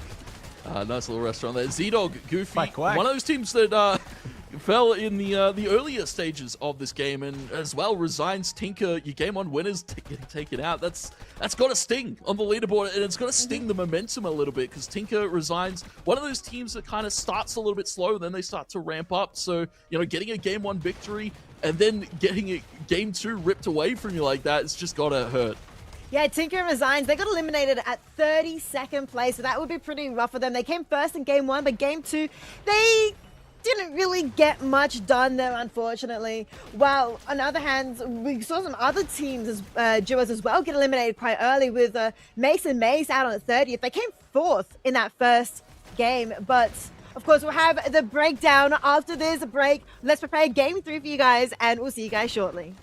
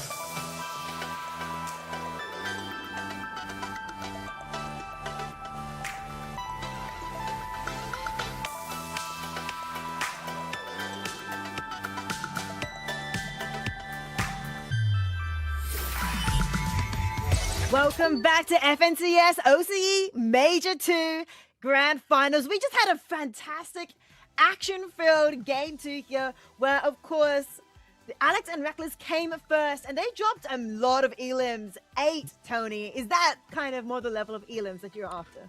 Yeah, that's like vintage Reckless and Alex numbers. I imagine that's them just dusting off the mouse and keyboard, getting amongst it, and now as well 13 elims to their board, and that point total now starts to rack up 155 for first for Alex and Reckless. But Kazi and Aspect, not a bad game from them, of course. Getting in that second place, securing themselves like good placement points, but as well, their elims quite up there as well. 11, probably the third highest fourth highest in this top 10 at the moment. So yeah, Kazi Aspect, not a bad start for them as we teeter down a little bit. We see a more familiar faces. Resigns and Tinker now down to 5th after dropping game 2, and a little bit of a gap now. They're starting to mold between that top 5. Yeah, those top 4 teams, all 4 of them have made it to the top 10, both in game 1 and game 2. And that's kind of where we're seeing that the gap between 4th and 5th kind of start to open up a little bit. The rest of from 5th to 10th place, those ones have only placed top 10 only in one of those first 2 games we had. But before we dive too much more into the top 4 teams, I do want to have a quick note about Spooks and Damo. They have 10 elims total, but 9 of those elims just came from them placing 3rd in that second game there and getting 9 elims just in game 2. That is incredible, Matsy. Yeah, they've certainly climbed many steps higher on the ladder there. So great to see that they've managed to secure themselves a solid position in 6th place, just behind Resigns and Tinker there. So keen to see if they can manage to gain a bit more ground into the 3rd game here as well, as the leaderboard has certainly transformed in many ways between the games 1 and 2 there. But we've still got many more games ahead of us. We aren't even halfway there yet. That is so true. We're not even halfway through day 1, let alone halfway through the entire weekend. We've only just had 2 games and we're about to get into our 3rd game. Of course, those top 4 teams are the ones that I'm personally going to be looking out for. I mean, Kazibot and Aspect, they were able to get 2nd place and get quite a lot of eliminations in that game 1. So game 2 just now, and of course overall now 2nd place. But Oatly and Gerald, they were able to place 4th just then in game 2, and we're in the top 10 as well. So they've got a really secure spot in 3rd place. But of course, game 3 is going to be underway very shortly, Matty and Tony. So give us a show.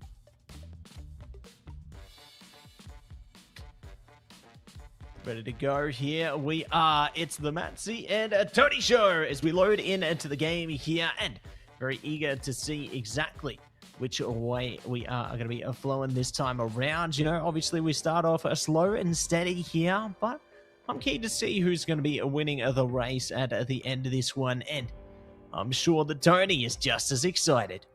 Oh, absolutely, Matt. Game 3, these first 2 went by in the blink of an eye, it feels like. I felt like we were just getting started in the evening, and we're already into game 3, halfway through our day 1. And for a lot of these teams, it's about now picking up the pace. Those first few games, you've had a little bit of a warm. Now you're going to have to shake it up a little bit. We might see a little bit more aggressive fights as now we go into our later half of the day. So we see a few teams currently contesting for Sinister Strip. Of course, going to be playing the tunnels, getting themselves some guns early. Shotgun SMG, not bad, but the Autoloop. Going to get Damo out to the high ground here. Pretty good reposition. Yeah, solid position. They can take advantage of it with their teammate here. See if they will be able to gather anything forward from it here. For the moment, they are just going to be taking it slow and steady, taking it pretty easy. But we'll see what else is going to be on the horizon of this one. Fisher waiting with Harry here. Knows there's going to be players all right around the corner on the lower sides of this building, so if they wait patiently, bait things out, they might be able to get their opportunity to dive headfirst into this battle. But it looks like they are looking to commit to that fight early, looking to gather a few more resources before they even think about anything like that. Yeah, it's again, Fortnite's a game of resources. You're all about getting mats early, you're all about getting meds, and then It's position after that, maybe rotation as well is like all the key Fortnite points that you want to tick off right now.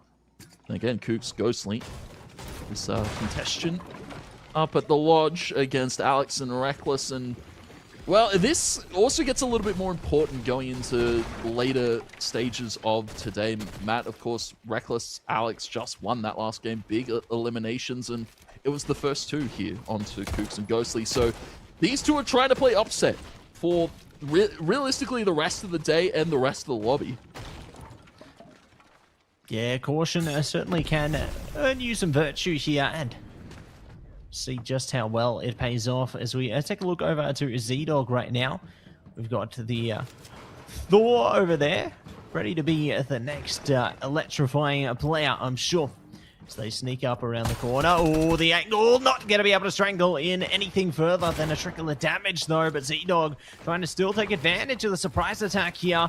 Managed to collapse the walls within, try and take advantage of the position. Shot still coming over the top, and not going to be able to lock it in. But Tony, they're getting dangerously close to this one. Yeah, getting dangerously close. There's going to be shots out. Goofy down there. Now their duo is going to have to try and hold it down. Z-Dog here over towards the Sanctuary, trying to move it around here towards the lowest stage of the building. Z-Dog, crosshair train here, and shots come out, and it's good. And the shot there on for the E-Limb onto Thor, and that is going to be now Harry Fisher rotating through the water, going for a little bit of a swim here on towards... That's Alex and Reckless actually out here in the water. Yeah, they're going for a little bit of a dip, Tony, but maybe they'll be swim with the fishes in a second. Reckless taking a ton of damage there, going to be in a bit of trouble. Going to have to deal with Harry here. Luckily, they've got at least a 1 point of safety, but how long that lasts is certainly going to be tested here. So take it easier for the moment. It's a battle of... many ramps, it would seem, and yeah, now they're going to be swimming with the fishes there. Alex going down, a Reckless surely soon to follow, and yeah, they're not going to be able to place any higher, so well done to Fisher and Harry there, locking them out really early, Tony. That's going to be devastating for their placements later on. Yeah, that is absolute chaos now. That shakes up the rest of the board, right? Because we were like, oh yeah, it's the duo that's landing against Alex and Reckless there at the lodge that were going to be like the ones that upset the lobby and really open up the rest of the evening. But yeah, big finishes there from the two that took out Alex and Reckless. Yeah. Gotta love it, Tony. You know, maybe there's a reason I said keep an eye on Fisher earlier. Gotta love it, but we'll see how they go later on to the piece. Hopefully not a one-and-done endeavor. Keen to see more where that came from. Speaking of, we've got Paris. It's time to see whether we can take a trip down under now, as Everlong will be just waiting patiently with a pumpkin here, trying their best to gather up a little bit more loot before they look to put the boots on the ground and rush their way over to the next battle. But for now, they are just going to be playing the Storm early. You know, it's just going to have a trickle of damage, so they can tank it through for the moment as they try and cultivate the resources they have to the best of their ability. Yeah, it's interesting as well. I'm still starstruck from that fight out in the water. You don't see fights happen there really at all. Like, normally teams use that water to rotate in, and I was like, oh, Alex and Reckless is just going to be rotating in, and then, yeah, just out of nowhere getting ganked from behind, and that's what happens. Just one good gank, one good positional advantage, and, you know, a duo that's heavy favored here in this Major 2 gets taken out. As we look at, of course, Tinker and Resign had a little bit of an unfortunate end to their game in game number 2, but of course now trying to maneuver the map pretty effectively. You're going to be getting out of harm's way there. Sasha Emac not really able to do much. And, well, this is an interesting game, Matt. A little bit more of a bloody affair. As we said, we were expecting it to heat up later in the evening, but game 3? I wasn't sure about that. Yeah, I wasn't sure about that either, Tony. You know, it was a little bit worrisome, but looks like we're going a whole other direction. As we've said before, between each game, it just keeps transforming one way or another. It keeps going and going on. But Ghosty going to be the next one on the tally this time, so unlucky for them. But Slayer in name and nature there, as they will get the elimination. So well done to them. Going to be Kooks holding patiently, getting the scouting through towards the Swizz there, and see if they can catch them off guard, as Swizz will just be waiting patiently, you know, trading resources through with Slayer, their teammate, but nothing else to bother with at the moment. They will be able to make strides over towards the safety there, you know, they're right outside the lodge area, so they're pretty comfortable for the moment. And dude, I tell you what, Alex, Reckless, they're going to be kicking themselves because, like, this zone, this storm currently pretty close to their BOI, so yeah, this would have been a very easy rotate for them. All they had to do was kind of just sit and wait, sit back, not have to do any crazy rotations that they did. As this the storm very northern side for game number 3, we do actually see, I believe that is Pumpkins duo getting knocked in the feed. Zions and Tinker just chilling out, nothing really going on here, just going sightseeing maybe. Yeah, they're going on vacation, you know. Cool. I'm going to see the Hotel Motel Holiday Inn. I think there's a lot that they can look forward to, Tony, but we'll see how things go in a second, as take it slow and steady right now. Unicy looking to push their way up with Zlira in there. See if they can catch anything. They are taking a little bit of damage on their way through, so do have to exercise a bit of caution as they wall themselves off, but nothing to worry about. No one's too close for the moment, but they don't realize heading into the Sinister Strip that there is going to be a couple of enemies laying in wait for them. Yeah, you lying in wait. You can see Zara's doing a little fishing, of course. Not a very, I guess, orthodox way of getting heals, but can definitely help out. You can also get guns. I forgot you can fish up guns, so yeah, looking for some good loot here. Just the outskirts, just bunkering down. And yeah, just I'm worried what's in that pond, Tony. Yeah, there's guns in the pond. That seems like a little bit of a dangerous pond, if you ask me. Yeah, maybe in another life, a hitman stores some treasure there. You know, I think that. Yeah, something's fishy's going on there, that's for sure. But for now, we take a look at Asterix Kurosaki there, ready to unleash the utmost power here, but it looks like it will beat Unicy. Doing the best they can at the moment. They are going to have to bounce their way back, though. Looks like they don't want to take that fight zone. Will at least get safety.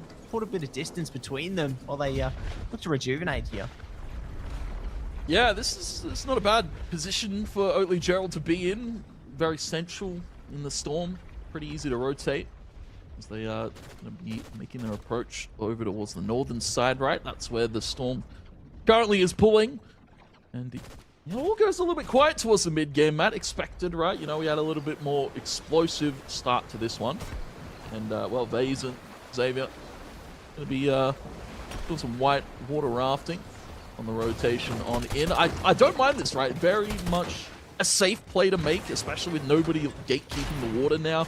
You can get in for free that northern side. You can kind of scoot your way in either towards the east or the very, very northern side of the zone. As this pulls a little bit more towards the west, we'll see River and their duo trying to control the Battle Woods. A lot of these teams still hanging around that position for the moment, Matt. Yeah, just holding steady in position for the time being. Not looking to give anything further for now. You can see the Storm Eye is shrinking soon enough here. I like what Purav's looking for. You know, they know the Falcons around the corner there. They're ready to try and dish out some shots here. Try and keep them at bay. It looks like both teammates are kind of going battle for battle here. Just a single line, a single lane engagement. So nobody getting much from it as yet. But in the Battle of Endurance, I'm curious who's going to be able to hold on. Yeah, it's starting to look a little bit worrisome. The mats are starting to dwindle a little bit. Of course, only 400 there for the metal, about 200 for the wood. And, well, the rest of these teams now in hot pursuit here. River, their duo, really wanting to get the ball rolling, get this party started. And Shots come out, and that zone is finally now starting to encase the Battle Woods. Falcon with some shots is going to take a few back, though, and it is going to get knocked down. First one goes to Dummy. River at least able to trade back. So this is good now. 1 versus 1. Xavier Vazen on the outskirts here.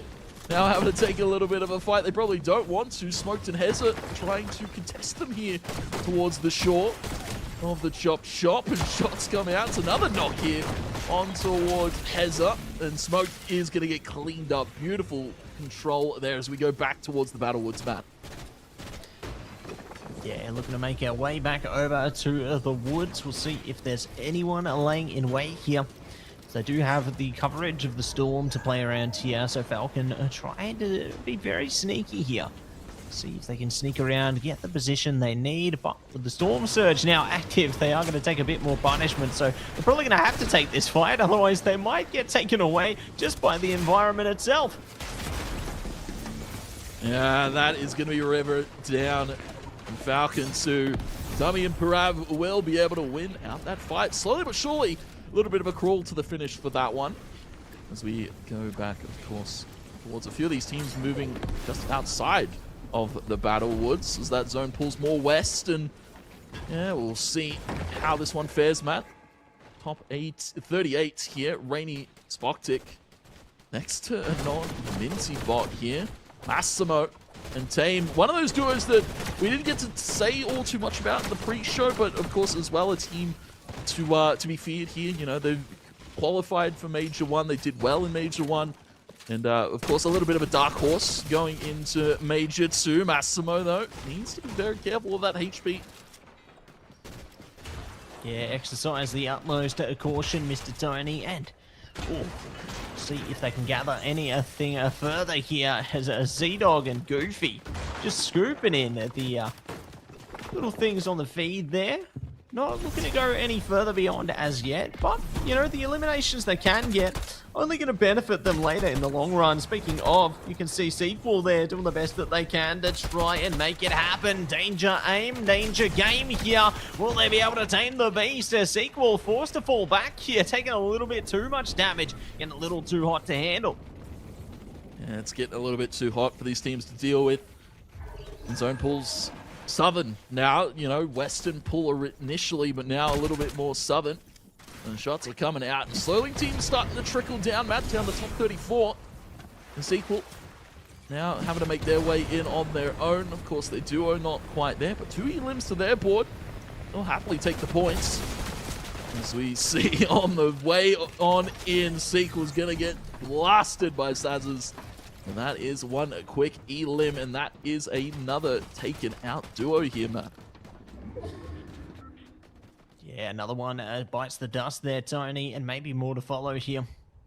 As you can see, many a squad laying in wait. Storm Surge are certainly active, so got to be proactive in cultivating your damage and eliminations to follow if you want to stay above the line there and not suffer the consequences. But see if Solvi and Sazers there will be able to storm ahead and take more from it as they try and break the floor beneath them right now, but they are taking a little bit too much heat here, forced to fall back, keep on their feet here, otherwise they are going to be knocked down. Yeah, you're going to have to keep moving. Have to be cautious of that northern pull of the zone here, just outside of the Calamari Canyon. Z-Dog Goofy found themselves in a pretty good spot here. Of course, not a lot of duos are going to be contesting them there over towards the eastern side. And a little bit of a gap as well. That lake does cut off the field of play a little bit here, Matt. Of course, a lot of these teams don't want to have to cross that one. Crypty and Anu, one of those guys that we saw peak early, top 10 after that first game, Matt. And, you know, quiet achievers here in game number 2. 2 elims to their board and a top 28. You know, they'll happily take the point. Z-Dog Goofy. Actually just going to be Z-Dog making the first move, and again to elude, it's about making that first aggressive maneuver. Sometimes it pays off, and sometimes it puts you in a positional advantage like it has for Z-Dog now. That's right, you know, making the first move, it can make or break things, because if you place yourselves in the right position there, take the engagement accordingly, you can certainly cultivate your way towards eliminations accordingly. But if it doesn't work out, it'll be a nifty prize for your enemies. For now, everything's going to be a-okay. Quick reactions and be quick ways to adapt as well. Looks like they are going to try and bounce their way ahead. Jai not so lucky as Twixie there, but will be looking to continue to burst ahead here, taking a lot of damage. Oh my goodness, bursting straight in and looking to fight their way forward, but Blitz and Sazers now going to be the next on the chopping block here, but they're not done yet. Jai looking to go sky high, get some eliminations over the top there, but no one is in their sights until now. Yeah, no one in their sights till now. Jai and Twix, how do they get out of this sticky position, right? This team's behind them, this team's above them, this team's in front of them. It's such a hard maneuver to make, especially with a zone like this where there's so much playable space, there's so much room these teams could be in. As we see a few more teams starting to take up on the high ground. I believe that is Mace and Mace, Tinker and Resigns as well on the low ground on that side of the zone. And we go back to Jai and Twix, seeing how they can maneuver this Storm Eye. And now you can see, as I alluded to, there can be people above and below, and there is currently a duo above. Lex and their duo trying to get in the way of this rotation in from Jai and Twix. Yeah, try and be the obstacle in their tracks there. Try and derail the train and inflict all the pain here as the pain never stops. Twixie, the best to press on, but no, they are taken down by In No Way there. And Asterix Kurosaki shutting down Luke as well. It's Xavier who our focus is set on now. Will they be able to rain a bit of punishment from the side here as they collide with many more squads? Yeah, colliding with a few more teams. Xavier Vazen had as well, I have to say, a quiet few games so far, a few duos rotating in their face. Phasma Crusades on the outskirts here. That's where you probably want to be right now, especially with how many duos are still up here. 22 teams in this storm as it is slowly shifting up the northern side of Calamari Canyon. Phasma Crusades, they're just staying out of harm's way. That's probably what you want to do, right? Secure yourself some placement points. Keep it quiet. Keep it low as we go into the top 20. Yeah, slowly but certainly, the leaderboard are getting solidified here. Mace is going to be on the top of things, but it's Xavier. One we set our sights on now. Will Xavier be able to ignite the spark here to take it down to literally the top 20? You know, there you go. Fleabane in there going down. A good from Burger to get the elimination and more to follow. So the numbers slowly but certainly dwindling away here, Tony. Mace and Mace are ready to unleash their wrath. Yeah, Mace in a power position that we saw from Alex and Reckless when they won their game. Now, again, it's all about controlling high ground. As you can see, players can jump up on you quite quickly. Tinker trying to put the pressure on to Mace. And his duo Mace, they'll group up now down towards the middle ground. So they have to give that one up to Tinker and Resign. So good position now to be in for your game one winners. And Storm Eye slowly starting to shrink. Kazibot getting amongst it though. And now we go to Resign and Tinker.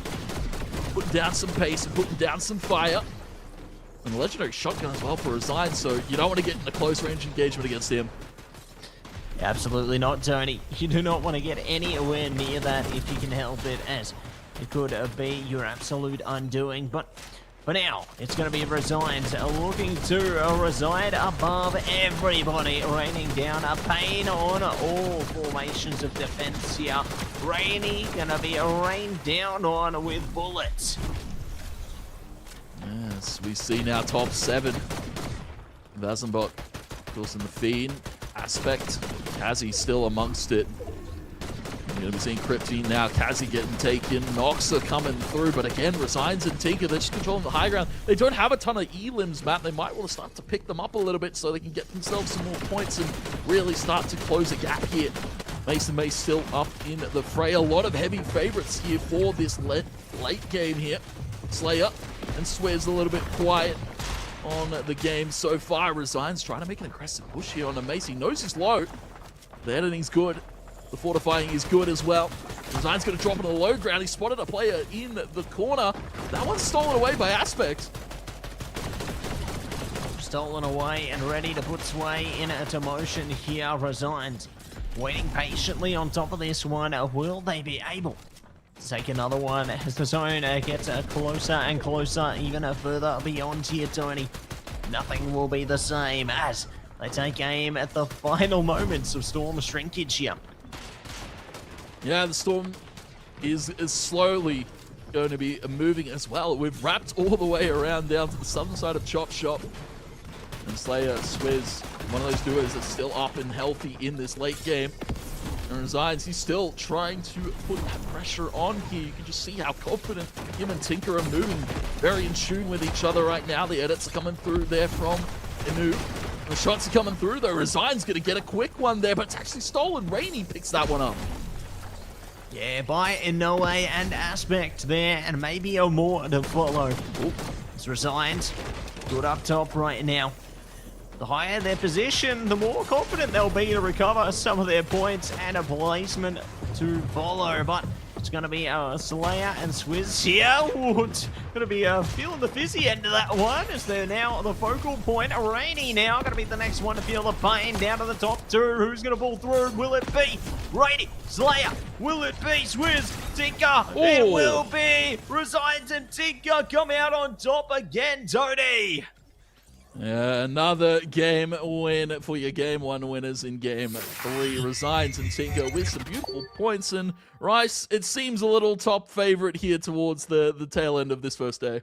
Yeah, I mean, Resigns and Tinker getting another first place. I mean, we kind of can tell, we don't even need to see the scoreboard, that they're probably likely going to be, if not first, I would say second on that scoreboard. They came into this quite, already on 5th, but 97 points, and they gained 85 points alone in this game 3. Second place was Slayer and Jit. They got 76 points with 5 eliminations.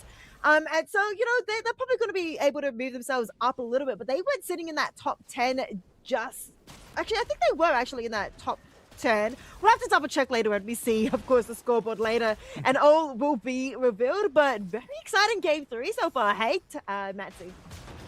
Yeah, I was really impressed, with the redemption arc, and to see the early displacement of Alex and Reckless there from Fisher. That was impressive, that really stifled their confidence early and really gave other squads an opportunity to claw their way up and bridge the gap.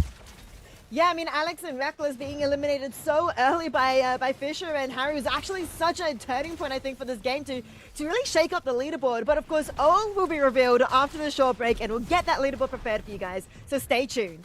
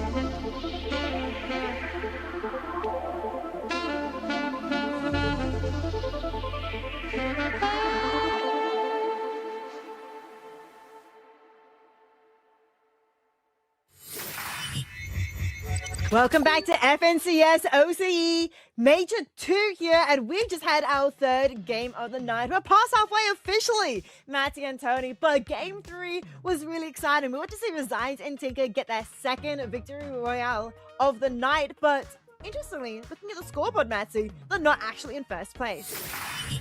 Yeah, we thought maybe they'd be able to come out on top of this one, but no, just by a short margin, they are going to be edged in to second place there, with our first place being taken away by Catsboard and Aspect this time around. And, you know, we were talking about this in the green room. Consistency is key. Like, they placed it fairly high across the 3 games there, and their determination has paid off.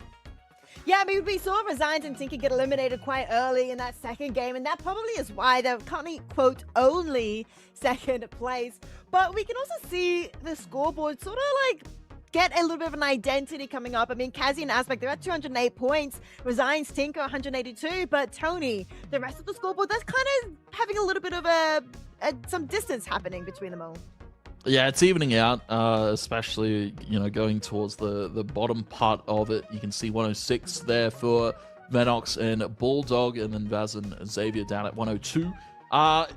Some rough placements probably earlier on for both of these two teams. That's what's kind of making this gap a little bit further up. Of course, you can see Mace and Mason 118.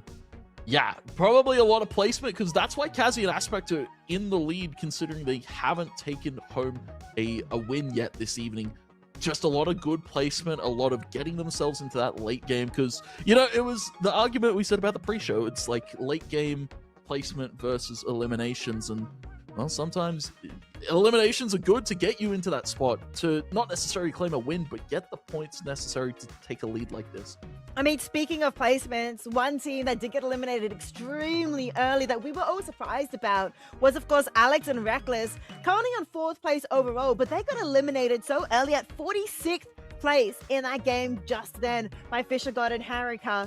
So it's very interesting to see how they're still, though, in that top 10, but they kind of not reaching that top 3, maybe due to that placement, but they still have those 18 eliminations. So as you said, Tony, you know, maybe it is a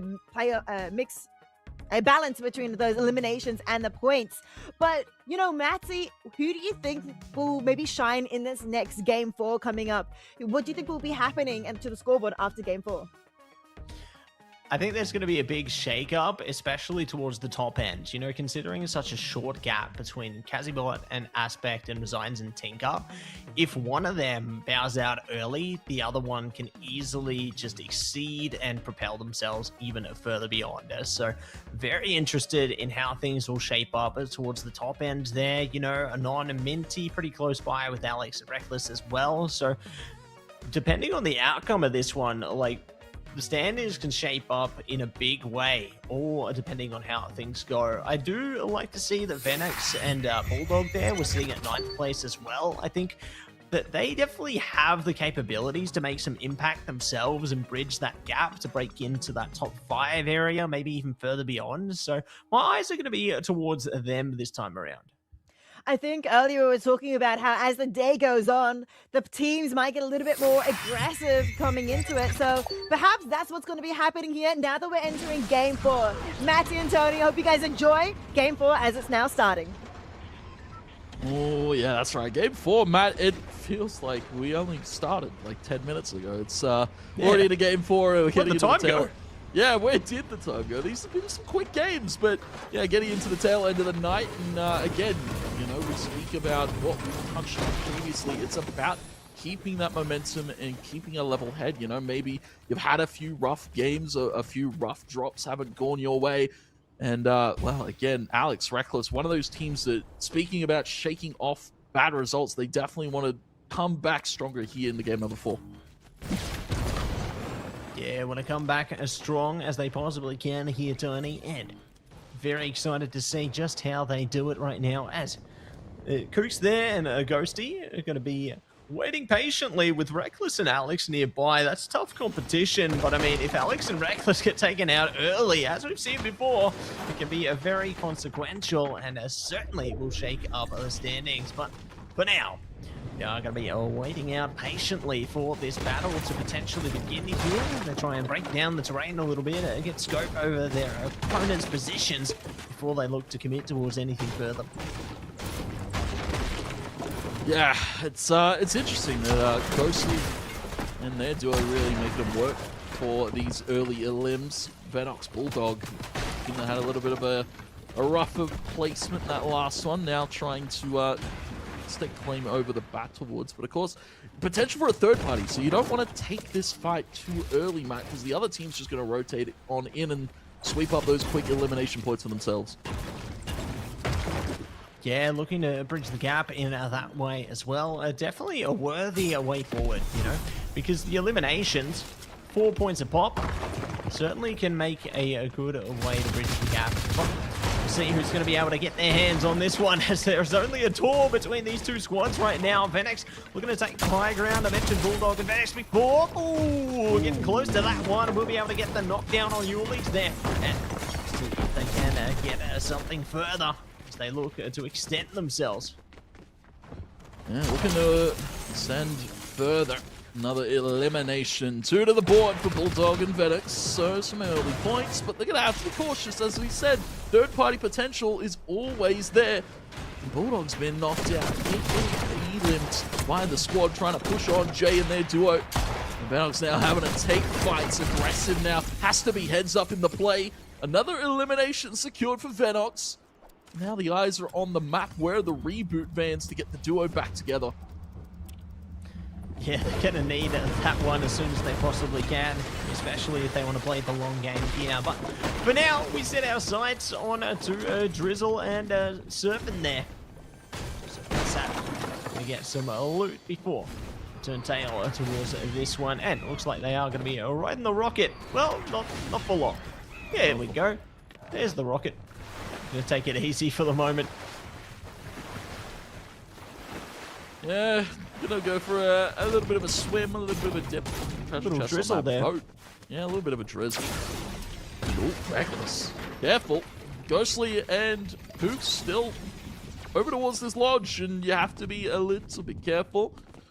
Of course, a little bit more of a better zone pool for them. Once again, we saw it from game 3, that this zone was very favorable for the northern side, so this time at Reckless, Alex alive to tell the tale. Might have themselves a pretty easy spot to rotate in on. Zenix and their duo as well over towards the Shaken Sanctuary. A few squads now starting to populate that area. A lot of them come from that southern side. Top 44, Matt. Quite a affair here, but imagine as this zone starts to get towards the middle game, I imagine a lot of these teams are going to want to take fights. Yeah, and right now we're not seeing any fights inside the Shaken Sanctuary there. But it looks like we might see some momentarily as Tinker and Resigns are looking to play around the edge of the zone here. Not look to get themselves in too much hot water, you know, just going to be taking it easy. But little do they know that there is going to be some opponents with their sights set upon them. You know, they're tracking them down. Jai there looking to do what they can to cut off their route of escape here. But with the ramps, they're going to be just fine for the moment. Fine for the moment. And of course, you want to keep your eyes on Tinker and Zion, right? They could have an unfortunate game like Alex and Reckless did in that last one. A lot of these teams, especially ones that are more experienced, are probably going to know this rotation path that comes through from Resigns and Tinker, especially with, you know, all the scrims that happen, all of the practice that gets played by these teams, Dashi and Bingle. One of those teams that peaked early in game 1, now having a little bit of an unfortunate affair against River and their duo. Yeah, could have all kinds of things they're being faced with right now. Bingle doing the best they can to dash away. Kooks there does manage to get the knockdown, but not going to be able to get the lockdown on the elimination. So did bring a lot of punishment to that affair, but unfortunately not going to be able to take it any further. So now we take a look at their teammate here, Ghosty1, going to be looking to run as fast as they possibly can. Hezon going to be taken out of the game as well for the moment, but still going to be sitting at that 44 mark, Tony. So, you know, no matter how many knocks and eliminations we've had, the squads will still live on through their teammates. Yeah, it's going to continue through. Nobody going to get elimed yet. Reckless needs to be careful. Smoked, though, will drop to Alex. So one quick knock there could sway this fight and could sway that number to a few more squads getting it taken out. Solar and their duo bunkering down here towards the lower ground, just outside of the flats. Yeah, hunker down and ready to see if they can get something from it. Snashy and Cuz there to take it slow and steady. Oh, here we go. Gonna be Budgie in a bit of trouble and need Sphinx to give them a bit of support sooner rather than later. Otherwise, they may have a slated return to the outside of the game server. See how they go though. They have lost their teammate now, so it's all going to be up to Sphinx there. Try and make a swift escape, or otherwise take the fight on their own. Already taking a bit of punishment on their way out here, so they're getting on top of their possession nice and quickly. Sphinx doing their best to duck and weave your way past. A big shot through the chaos there, but they refuse to go down. Yeah, it's only been one fight. These teams really wanting to stay up, secure themselves some points as we go into the later push of the night, especially when, you know, teams start to go for more riskier plays than already felt out the last few games. And Sphinx and taken out quickly there. Peter going to be finding that one. XCon. I like it as well, the matching Wednesday Adams skin, Matt. It's pretty nice to see. Yeah, I always love some of the creativity coming out from all the different skins that you can get in this game, right? And the crazy thing is, you know, just when you think you've seen it all, there's always something new on its way. And I gotta love the collaborations that continue to be locked in. Yeah, no, there's a ton of cool things that happen within the Fortnite realm, and yeah, we just we get to bear witness to it tonight, of course, as well. You know, this is maybe a little bit of a bonus tidbit. Do you think the matching skin helps the duo coordination here? Of course, it's like their uniform, Tony. Everybody has to be in the same uniform, you know? Or maybe they try and confuse some of the other duos by stealing their uniforms, you know? Okay, playing mental warfare with them. Yeah, be a bit like chameleons, you know? Gotta love it. But Tony, we've come to a quiet stillness. The storm is looking to move within the next half minute though, so this could be the calm before the storm, if you will. Yeah, feels fitting. Calm before probably a lot of teams going to be battling it out there towards that southern side of the middle of the zone. Reckless and Alex are free to take their time. Pretty far on the outskirts. Really, looking for any other potential duos that could be here on the outskirts. Of course, looting up as well, getting themselves some meds. Southern side here for Tinker and Resigns. Not a bad one, of course, keeping out of lines of sight, because as well, we didn't mention it, but like if you're watching in that feed and you see a down from Resigns or from Tinker, you're probably more than willing, and you hear the fight near you, you're more than happy to go, you know what, we're not having the best of day ones. We could look to maybe play upset here to Tinker and Resigns, who are come out to a little bit of a lead, as now we go to the top 40. That zone starting to move more northeast, Matt, just outside of the Shaken Sanctuary. And again, just very quiet affair for most of these teams so far. Oh. Yeah, silent but deadly, Tony. And that's exactly what they want to be. Heading in to the rest of this, so we'll take it slow and steady.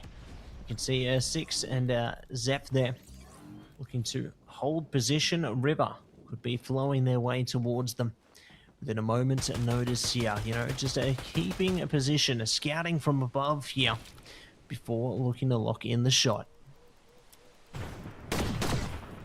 And looking to lock in some shots. Slinger trying to sling one into the air there. XCon. I have to give these players credit, Matt, as well. It's very hard to see, especially shooting through the storm is one that we don't normally see a lot of teams really go for, because you reveal your position and you're in a vulnerable spot, but also those shots are hard to find. Those are players flying through air, those are players rotating into a safer position, so they're going to be flying through it like Mark 10. Hard shots to land, and give credit to whoever can land them. Tinker Resigns They're going to be rotating in, going back to the reboot van. Zyrox will come back up here. Going to be a good one on the outskirts here for Slinger. Yeah, that's going to be very beneficial. Having their teammate at the ready with them can only support them in the next battle ahead, and see just how deep they can take this now. Trying to get some suppressive fire through here. Slinger in a bit of trouble though. Their HP bar can only last so long in the storm, especially when it's looking to enter its next phase in very short moments here. Resigns and Tinker though are still focused up as ever as well, you know, keeping a close proximity to one another whilst also gathering resources all the meanwhile, preparing themselves for the long game here. But nobody's really looking to commit towards anything too dangerous as yet. Yeah, nothing being committed. A lot of teams kind of just like taking position here towards the middle of the zone. It's a little bit more passive, and I wasn't expecting this of Game 4, especially going back to Major 1 map, where it got more explosive as the games progressed. We got a little bit more antsy. Teams started to rotate a little bit more aggressively, and teams tried to punish that. This one's kind of just everybody taking their small little bunker in the zone, and just a lot of teams living for free going into the later few zones here. Still 13-9 squads currently up here. And maybe not for long, Tony. So they are taking it easy, but the Storm Surge is on lock as well. So it's going to be very problematic for a lot of these teams here. Luckily for Charmeski here, or Falcon rather, they were above it, but I mean, they're not going to be too fast as they've just been eliminated, Tony. All going to be up to Brewski Wingu here. Do the best they can to try and get an elimination forward. And it will be Glenn Balding going down there. So one of Balding falls and another may yet still follow. But it is going to be a valiant victory for Brewski there. Yeah, some elimination points to a team that's probably very far down the leaderboard at the moment, Matt. Unfortunately, it hasn't been their day so far. But, you know, a little bit of late game resurgence. You get yourself a good placement going into this one. Maybe push towards the top end for the next one as well. You can get yourself pretty far up that leaderboard pretty quickly, especially with how much upset that's happened so far. You know, your heavy favorites now getting taken out. That's Alex and Reckless now gone. Yeah, that's going to hurt them, trying to build their way back up in the leaderboard. You know, it's going to really bridge the gap a little more towards the top end here, Tone, and very keen to see what else is going to be following here. As all teams take it slow and steady, and Ule and Crypty here doing the best to try and divide things up, but not going to be able to get anything else at the moment. They will pop forward, may have their sights set upon them in a second though, so they're going to need to bounce forward as quick as possible. Otherwise, they are going to be in a very dangerous state of calamity. Don't want to be in that state of calamity. You want to keep yourself level-headed right now, especially going into now what is probably the more explosive game in the later stages of this one. We've had it quiet for so long, but now the fights will finally start to break out. And if you're a team on that northern side of the zone, right, eastern pool here just below Golden Grove, if you're on that eastern pool, you're probably pretty happy about this position right now. As Tinker resigns, they're going to be deep in the fray. They're going to have to gatekeep teams from coming in. Storm Surge warning. Thankfully, they're above the threshold. Gerald Oatley, they're going to have to be careful. They're above the threshold, though, so not going to be too worried. Yeah, worries are going to dissipate for them and theirs here. Let's see what else they are going to be able to achieve now, Tony. As they do take it slow and steady. Still scouting ahead amongst the edits here, so looking to maintain vision. Set sail towards more. Drizzle in a bit of trouble. 4 HP to Dream. It's the knockdown. Zap are going to have to try and save them here, but their whole team in a bit of hot water, Tony. They might not be able to survive through this one. Zap, punishment being put before them. They will be able to escape the storm, but maybe not the enemies in front of them, Tony. Everybody falling down bit by bit here. Yeah, this is the cluster that happens as the zone pulls more back towards Golden. We're seeing a few of these southern teams now trying to scramble their way in. Saf taking so much damage. This is where you have to hold your nerve. This is where you're going to have to clutch up for your duo. Bombs get hectic. Saf taking a little bit of damage. Shot comes through. And the Elim goes to Thor. 27 duos now as we go for a more northern pawn towards the Grove. Aspect and Kazi going to be rotating on the outskirts of things again. Kazi and Aspect have been in such good positions going into the middle to late game here, so maneuvering the map well, making some great calls. Yeah, they're doing the best that they can in order to maintain the best course of action here. They will be able to set their sights high on this one. They can rain down a bit of punishment from their position. Keep scope over the center field here. See if they can yield some more precise results. But for now, they change the direction of this one. Set sail towards the next thing around the side. No one are going to be able to collide with them as yet, though. You know, they're looking to bunker up and wait for the next one. Yeah, bunker up for the next one. This is, I guess, like the mid-game that we just saw, right? Where it gets quiet. Not a lot of teams want to fight. It's all about that next zone pull here. Whether it goes southern once again. Golden Grove has been a disaster for the teams that want to play on the northern side. Saz's now going to take a fight here in his own bunker. Dummy will get taken out there. So Elim to Saz's while the rest of the feed also lights up. Kazi Aspect make their move in the dark. They're going to be getting themselves a pretty good. This is all this high ground here. Ultimate height on the rest of the lobby. We saw it do quite well for the teams that won their games respectively. Yeah, certainly faring quite well for them, Tony, but see just how well it's going to fare in a moment. Focused up on the players here. Laser precision over the top right now, and another team will fall. Goodbye, a 2-star there. And a Slixie. Maybe more to come right now as the feed lights up. Elimination after elimination here. So goodbye to 6 and a Zeph, and possibly more to follow. But Mason, they don't wallow on it, because they're going to be a sky high and just chilling in their Kingdom of Heaven. And best position to be in. Kings rolling over the lobby. Of course, they're not the Kings on the leaderboard right now. They've had a little bit of a quiet affair. Not doing too bad though, of course. Going to be how they can continue this best foot forward. I believe currently sitting around that. Yeah, they're pretty highly up. I believe 8th place in the leaderboard at the moment. So yeah, one good game out of Mason. They could get themselves in the top 10, potentially even the top 5. Gap was pretty heavy after that last game. Shots are coming through here. Top 20 now, Matt. Yeah, Anon and Minty have gone down, and certainly more to follow from there, Tony. So, going to be a good way to slowly but certainly cultivate our way towards the tail end of our leaderboard here. As the eliminations just light up like fireworks right now, and certainly going to be more to come. Aspect maintaining a course over this one.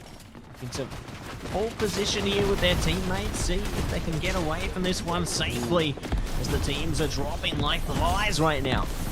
Yeah, Crusades and Phasma out. One of those teams that, you know, won one of the heats. We're expecting them to do well here, and having a little bit of a rough start to the day. Mace and Duo able to pick up some early limbs. Resigns and Tinker now bunkered down in the middle ground here. Again, they're playing out of line of sight, Pat. I really respect this play from them. That's how they've gotten themselves into the late game where nobody has contested them.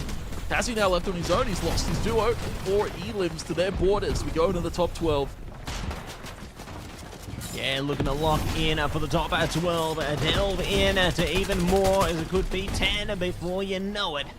All 10 open here, but we are looking to lock it down in a second as Tinker tries to shut down one of the maces there. We'll get the knock onto Pumpkin, and the elimination follows. So just like that, from 12 to 10, we're deep in the Lion's Den. And deep into it, and this is a very important moment for a lot of these teams, especially Kazi. He's going to have to clutch it up solo, and as well, a lot of duo. And haven't had the rougher, the best of starts, the golden carpet rolled out for them. And Kazi, again, we speak about the name, and will get taken out. Bulldog, great trade there. And Tinker resigns. It feels very reminiscent of a game previous. High ground control here. Again, they're going to be slowly scaling down just so they can try and get some shots in. Bulldog out and run into the top 4. Top 4 open the door for even more here, Tony. Oh, it's getting close, isn't it? Let's see if they can make it happen. They will. From 4 to 3, we break free, Tony. It's all down to this. All down to this. UNC trying to make something happen for their duo. Already now in the storm. Shots peppered down. It's one from Tinker. Saz is getting taken out. Tinker, though, the backstab trade is out there from Resigns, though. And now Tinker's going to have to crawl through this storm. It's going to be down to the 1 versus 1. And Tinker has been eliminated. It's Resign versus Solvi. Solvi trying to get up on the higher ground. It's going to be Resign once again. It's 6 limbs, and it's another victory royale for Resigns and their duo, Matt. This is going to do quite a heavy hit to the leaderboard now. That's incredible. You know, they weren't first place before. Well, they sure as hell damn are now, Rosie. Yeah, I would be absolutely shocked if they somehow don't make it to first place after getting their 3rd victory royale tonight. They got 89 points in that game alone with 6 eliminations. And I thought this was a little bit of a slower game, a little bit in some places, a little bit faster in others. But in that top 5 or the top 10, there were so many duos still left that I thought maybe, surely it's going to be one of the duos that will win. But it did actually come down to 1v1, which is pretty exciting, Tony. Yeah, definitely don't normally see 1v1s. Normally it's like 1v1v1 or 2v1v1s. But yeah, down to the 1v1 in that final mark here. It was very interesting to see. No heavy favorites getting eliminated early, just like having some unfortunate rotations in. And again, just Resigns and Tinker showing that they've got a grip on the way that this game is currently being played. Yeah, it's been really exciting to see how dominating Resigns and Tinker have been. It really shows how we mentioned earlier that consistency is key, and that's why Kazi and Aspect are usually in the top, but they got eliminated a little bit earlier than before, so very curious to see what this final scoreboard will be. So let's go to a break and prepare that scoreboard for you guys. We'll see you guys shortly.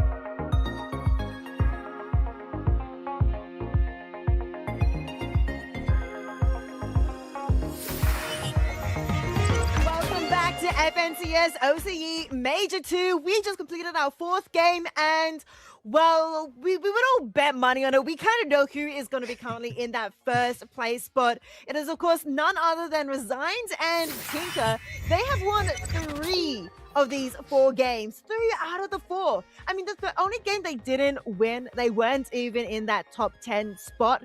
So it kind of makes sense that the other 3 games they have been winning, they have been showing up, and they have been dominating the lobby. But the other team we need to be looking out for is Kazi and Kazipot and Aspect.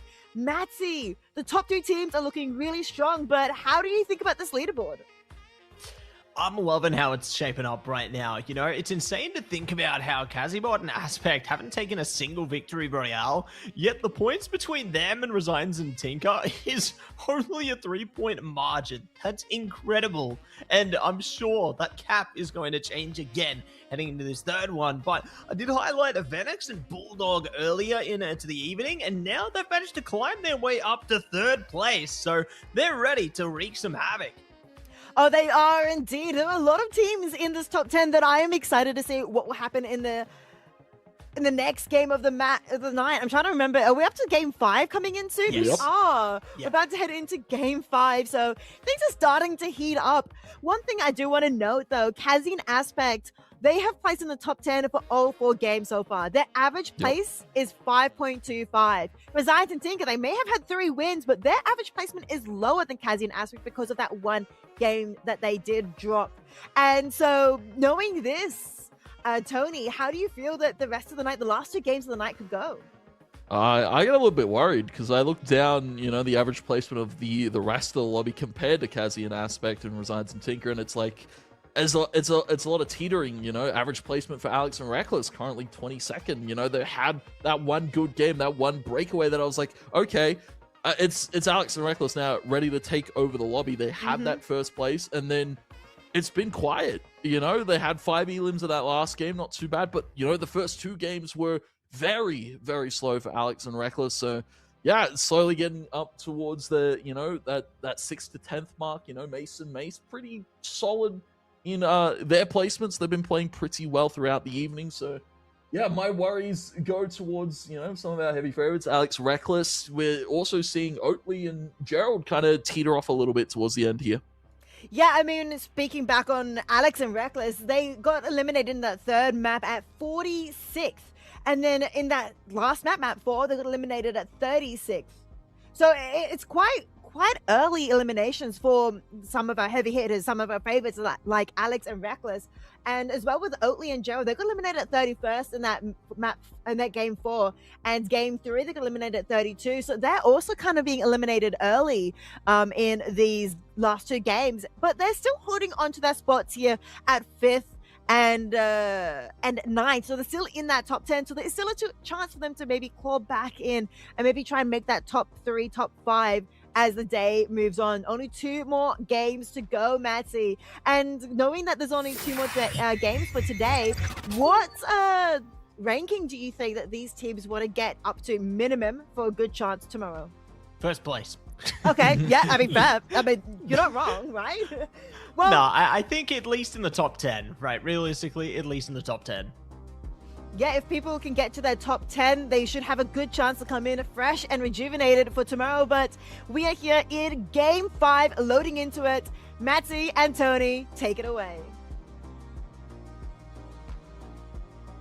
Oh yeah, we're jumping straight into it, aren't we, Tony? Ready to get into the game, into the zone here, and very excited to see who will be able to take this one absolutely out of orbit into tremendous proportions once again as our teams prepare themselves for battle. And the key focal point for a lot of our top place teams right now is they really can't afford to bow out too early, you know, especially your teams in the top 2. But I mean, speaking of bowing out early, we're already seeing some eliminations on the board within seconds of loading in.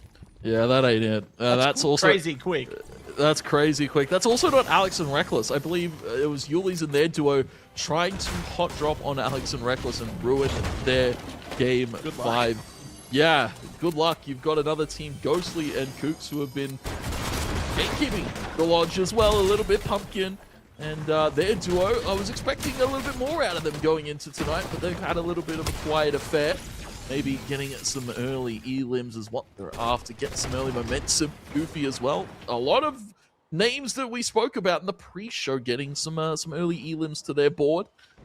And of course, this fight goes quiet here towards the lodge as both teams just kind of shake hands like, all right, let's go grab some mats. But Alex, ooh, aggressive high ground position taken up.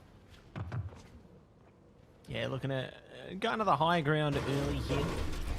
And curious to see how it will fare for them. So they take it slow and steady on this one.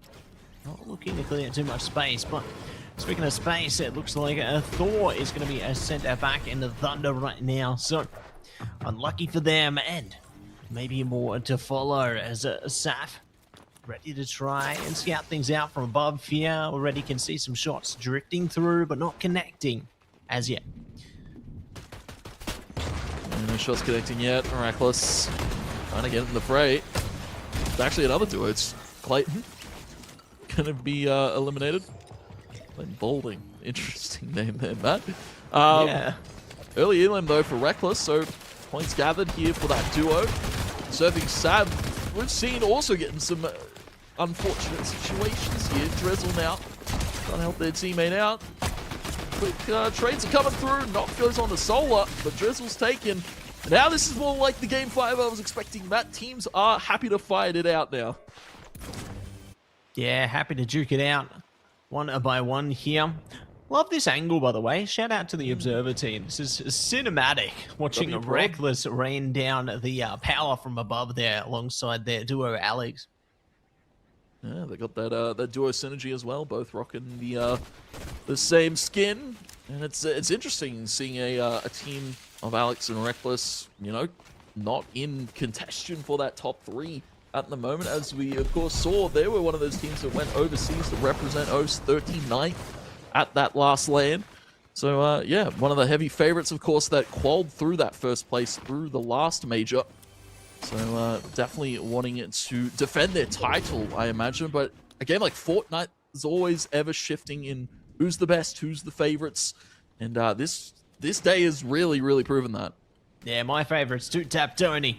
Personally, I don't know about you, but we are going to be seeing Reckless looking to hold it down from this high angle again. You know, I think that their scouting potential is tremendous from up there. They can see a lot of the map and really get an inkling as to how they want to propel and position themselves for the later stages of the endeavor. And you can see Charmski, Brewski trying to take out Oatley in their duo. Gerald's going to have to run for the hills. Trying to reboot van, but that's currently being guarded by another duo, so Gerald not going to get the reboot there. Gonna have to find the next one to bring his duo back, but again, all these early fights going on. We're down to top 42. That first storm hasn't even closed in yet. Yeah, hasn't closed in at all, and so much has happened, you know. It's a stark difference compared to games past here, Tone, and very curious how things go. As they will take it slow and steady as seconds remain before the storm starts to run its course here. And looks like our duos are looking to run their course over towards some more eliminations. As Anon going to be spotted there. Charmski are not going to be able to secure the elimination this time, but at least they still have enough to dish out some suppressive fire here. Maintain distance between them, unlike the players we see now. Yeah, this is Sneaky Peppy trying to get involved here on a team rotating down towards the Golden Grove. And again, a lot of these teams, you can see the discipline with this editing, with this building. They have to be very cautious how they make their next move, because, you know, one wrong edit, you could open up a hole for a team to blast you with their shotguns, and that's 2 elims quickly like that. But very much a mental warfare going on right now, and of course a third party just on the southern side of them, so once this fight goes down, it could be a quick end for everybody involved. Yeah, it could be a quicker demise with no eyes on the prize there, but for now, we set our focus towards endeavors are closer. As Peppy looking to work alongside Sneaky here. Unity taking a bit of damage there. Needs to do the best they can to maintain defensive positions here. Not take too much punishment all the meanwhile. Otherwise, they're going to go down a lot sooner than they would hope for here. So, at a bit of a stalemate for now, but we know things can certainly take a turn for the worst before you least expect it. Yeah, so it's still going on. War of attrition. And, well, Beppy loses their duo. There's going to be Unity. Beppy Sneaky. Now, just Beppy, of course, as we said. And, he does some good edits. The HP is not favorable. It is going to get third party there. It is going to be Falcon Zero finding that one. And, well, as we alluded to, third party River and Falcon now going to be getting involved in the mix. You can see their duo. They're trying to get out, actually. Going to be trying to escape towards the eastern side. But Falcon diligent here on the chase. Yeah, looking to be on the hunt here. But won't be taking control of anything as yet. Yeah, they're just going to be off to the next location. So we'll leave the fight for this moment. But at least this gives both squads a further opportunity to regroup and maybe re-engage at a later date. And they can take it easy for the moment. Oh, what a shot, Tony. Yeah, what a shot. Pumpkin and Everlong getting that one done here. Is Terok just a different name? You know, some of these players like to fake us out with their names sometimes, Matt. Flyzy going to be up on the high ground, has lost Burger. Ezra and smoked a little bit of a quiet affair, of course, throughout the whole day. Matt, it's expected, right? You know, this is their major debut. And so far, you know, not too bad for them, you know. They haven't had, like, poor placing games. They've won some good fights and can't really fault them, you know. Wherever they place at the end of this day, not too shabby for them. Yeah, they're doing a great job to hold on and try and claw their way towards the best position they possibly can, Tone. So, very curious how it will all work out as the storm now closes in. Another tick here. Still not deep enough to warrant the utmost concern, but it'll get to that stage before they know it, as Xavier using the cover of the storm as well to launch a sneak attack there towards Bando God. And keen to see if they can get a bit more from it. And seeing what they can do. Is that fireworks? What do fireworks get? Oh, wait, Wonky Lane. Wait, Matt, It is there. I got told baited, away. Tony. Yeah, I got baited. It's just in a different spot. Yeah. That's not normally where Wonky Land is, I believe. Let me have a look at the map real quick, man. I'm very confused. I believe Wonky Land's a little bit more western, so yeah, they moved Wonky Land a little bit. Had to make space for all these great POIs, of course. Yeah, it's on the northeastern side of the map, I think. Yeah. So that's probably why you haven't seen it yet, Tony. It's good to be back. A little further out. Yeah. Good to be back in Wonky Land with Mr. Tony. Recognize those fireworks anywhere. Of course, top 40 as we go into the later stage here of this game. Bulldog Venox, they're getting gatekept or doing the gatekeeping. Of course, we get one side of the story. Lyrics, Danger. They have to put all their faith in the aim, and oh my word, peppery shots from Venox. Now Danger on the run, but he has to be cautious. They're going to finish off that E-Limp. They're going to take all the meds and mats for themselves. 500 a stack all up. And, well, going back to in zone. Nice little sky base build up here for Spooks and Demo.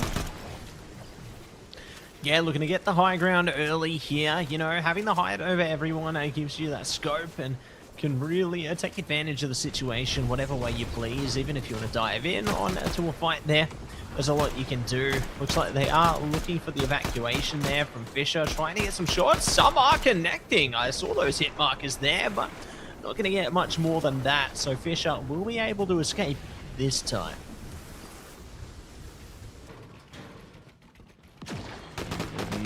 Just chilling out a little bit. Oh, Goofy. Actually going to get taken out. A few sky bases actually built. That's one as well. Good Mace and Mace. River and Falcon getting a little bit more active now, and this is onto one of our duos that we had favored going into tonight. And, well, some quick E-limbs. Some points to the board. Fisher They're going to be trying to rotate in with their duo, but this is a little bit of a predicament because there's a lot of open space now over towards this northern side, and a lot of these teams in the sky bases can just get shots down for free. Yeah, they're just getting a lot of pot shots, aren't they, Tone? You know, raining down a lot of chaos and havoc here. Very curious what else they can do as more towers continue to build slowly but steadily here. And eager to see who is tenacious enough to hold steady through it. As we are going to be at a bit of a stalemate, you know, everyone can rain down a bit of suppressive fire. Looks like Sequel not getting the memo, though. Already trying to escape. Harry and Fisher looking to dive head first into this one. Sam Wingu trying their best to get some shots around the outside. Third party on its own, but nobody going down just yet. Yeah, nobody going down just yet. Still top 40 here. And, well, Sam looking for some elims here towards the the northern side, sorry, of Sinister Strip. Harry and Fish in there. Duo, of course, to keep your eyes out. But Mace and Mace, this is their sky base now, the one to keep these teams out of the rotation. And quite a lot of space for those teams to rotate through. A little bit of a harder one, of course, with that canyon that leads into the river. Open yourself up to a lot of unfortunate fights. Solby and their duo are going to be betting up. Storm Surge active. Thankfully, they've done quite a bit of heavy fighting early on here, Matt. That's I guess the luxury of a team that gets aggressive in the early stages of these later games. Yeah, it's nice to enjoy the quiet moments, you know, before things get chaotic. And more pressure builds, especially heading towards tomorrow. I'm sure we'll see much more erratic plays towards the tail end of the day. But speaking of, we're on the tail end of today. Things have been heating up as we go game for game here. But one thing I'm certainly curious of, Tony, is just how many victory royales Tinker and Co will be able to get as the tournament progresses. Yeah, it's, you know, maybe wanting to set some records. I believe Alex and Reckless, they didn't get, like, they got a few wins in day 2, but, like, realistically, it was just a lot of high kill games, oh, sorry, high elimination games from them, a lot of high placement that really got them across the line. So, yeah, this is, I guess, Tinker and their duo really showing that they want to change the narrative, they want to change the storyline, and maybe go for a record setting here in this Major 2. Yeah, records are made to be broken, Tony. And we'll see if they are going to be able to make it happen this time. As we will be waiting patiently here. Heza, slow and steady, sneaking up. Taking scope over the high ground. They know there could be someone nearby, but they can maintain position for the moment. Z-Dog, though, not getting the memo. They're going fast on it. Going to see if they can get even closer and closer to this one. Storm Surge active as well, and now the Storm's even taken out Xavier. We'll see if anyone else is going to be following up as well. Z-Dog trying their best to lock it in. They're taking a bit of damage. Backstab coming through there, Tony. It's all eaten up. Oh, look at that. Kyoto going down. Yeah, that's what you want to see. Goofy Z-Dog, they've had a quiet night. The 4 limbs to their board right now and into the top 32. So points slowly starting to stack up for this squad. And, well, Easy Fisher as well getting involved. Gerald and Oatley again just off their night. Slow starts for a few of our more veteran teams in the lobby. And, of course, doesn't necessarily mean bad finishes. We've seen teams make miracle runs towards, you know, games 5 and 6 in previous iterations of the FNCS. Z-Dog trying to rotate in. It's a little bit of a predicament, though. There's a lot of teams in the outskirts that they have to be cautious of. They will slowly get themselves in safely. And Peppery's actually coming in. Resigns and Tinker. Once again, they're in the middle of the zone. They're not playing outskirts like they were in the previous view. They're playing more aggressive. They want these elims. Yeah, they want them bad, Tony. They fight desperately trying to garner any points they possibly can, even if they don't get positions they like.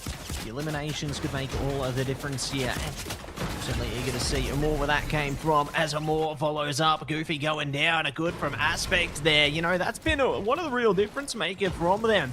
Even despite not taking those victory royales, getting decent positions and a ton of eliminations as well. A ton of elims. Tinker and resigns. This feels like the makings of previous games that we've seen. Of course, it's just how they can rotate in and keep out the lines of sight there. Rotation gonna be good towards that low side. And Mace that they have to be cautious of. A duo that could blow their lights out if they're not careful. For now, a lot of unfavorable terrain, Matt. You can see a lot of water. We saw from Alex and Reckless, water's not the way you want to fight on. No, it's going to be an uncomfortable position, and they're going to have to try and make the most out of it here. Fenix in a bit of trouble, though. Very terrified of what could be on the other side of this journey, but for now, Aspect, Kazibot, looking to make a swift exit here, bouncing their way forward, using the cover to try and cover their entrance, but everybody is trying to swarm their position just as quick, and you can see eliminations coming down twofold on the other side of things. Goodbye, Harry, and maybe more to follow here. So they have a little hidey hole opening up a window onto this one, but no one going down yet. You can see Alex and Reckless there, again, maintaining the high grounds here and gaining a solid ground on how they can position towards the late game here. Again, very important late game positioning, especially this is game 5, right, Matt? This is a lot of teams' hopes to make a deep run going into tomorrow. And Storm Surge active, a lot of teams above the threshold because a lot of early fighting happened. Aspect, Kazi, again, within the top 22. They've been placing average of 5th place so far tonight, so they're looking to make a run there as well for that first place. Tinker resigns. They're going to have to try and shut them out here. Maybe even if they spot them in the feed, go for some quick elims. It's Alex and Reckless up on the high ground, the ultimate height that nobody's going to expect. Yeah, surprise attack from the darkness. They bring in the light, ready to go into the next fight. Edits at the ready, trying their best to scout ahead here. Reckless taking a lot of punishment from Aspect. You know they want to maintain their high position here and take down any potential contenders, so their focus is going to be towards them with a great ferocity.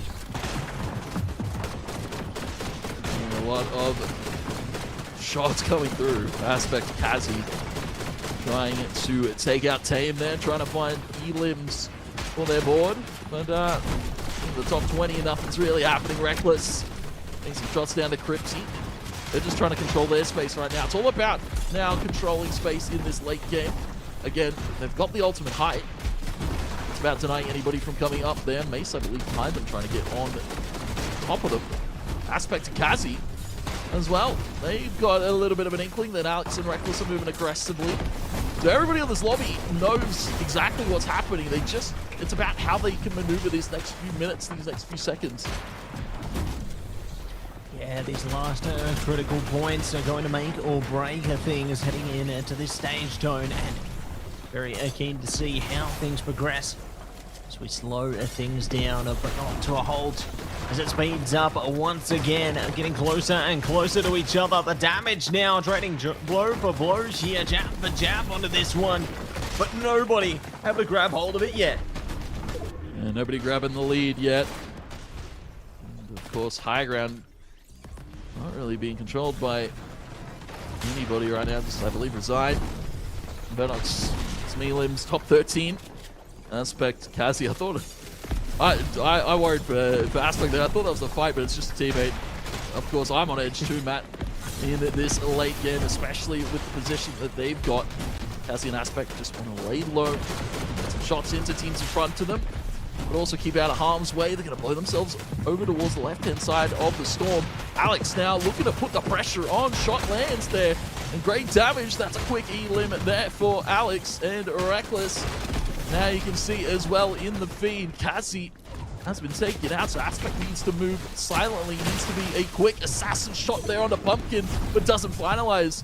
And Reckless taken out, so it's Alex. 3 elims here in this top 8 map. And he's still in a pretty good spot to make his move forward.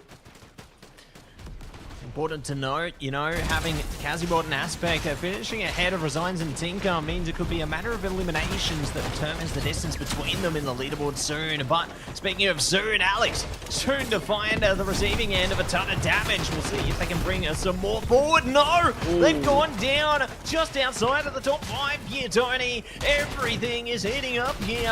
Zyrox and Slinger, they're doing the best they can. It's all going to be up to Zyrox now. Oh no! It all comes crashing down, Tony. Last 4 squads down to 3. Down to 3, and it's Pumpkin. It's Avalon. There's Phasma and Crusade, I believe, in the mix. Well, Avalon's going to get taken out there. Phasma with a beautiful shot. Quick elim. Dashi with 3. In the top 3, had a little bit of a quiet teeter off in these last few games, but Bingle and Dashi happen to be in the mix. Crusades and Phasma, 3 elims to their board. Would like to put the cherry on top with a few more. It's a 2v1v1 right now. Pumpkin just trying to lay low. Same with Dashi. They don't want to make the first move. They're trying to make this duo on the high ground make the first move. So creep in towards the zone. They have to break every single wall as well on the way in. So it's not like they're going quietly, Matt. They know exactly what's happening here, and Crusades primed and ready for a shot. Primed up and ready to go. Pumpkin now down. It's going to be a final 2 squads here. Dashi trying their best to get through it, but no, the Storm will get it done, and it's Crusades and Phasma taking away the victory here. Happy days all round, Tony, and I gotta say, I'm sure you're happy with that one, Ricey.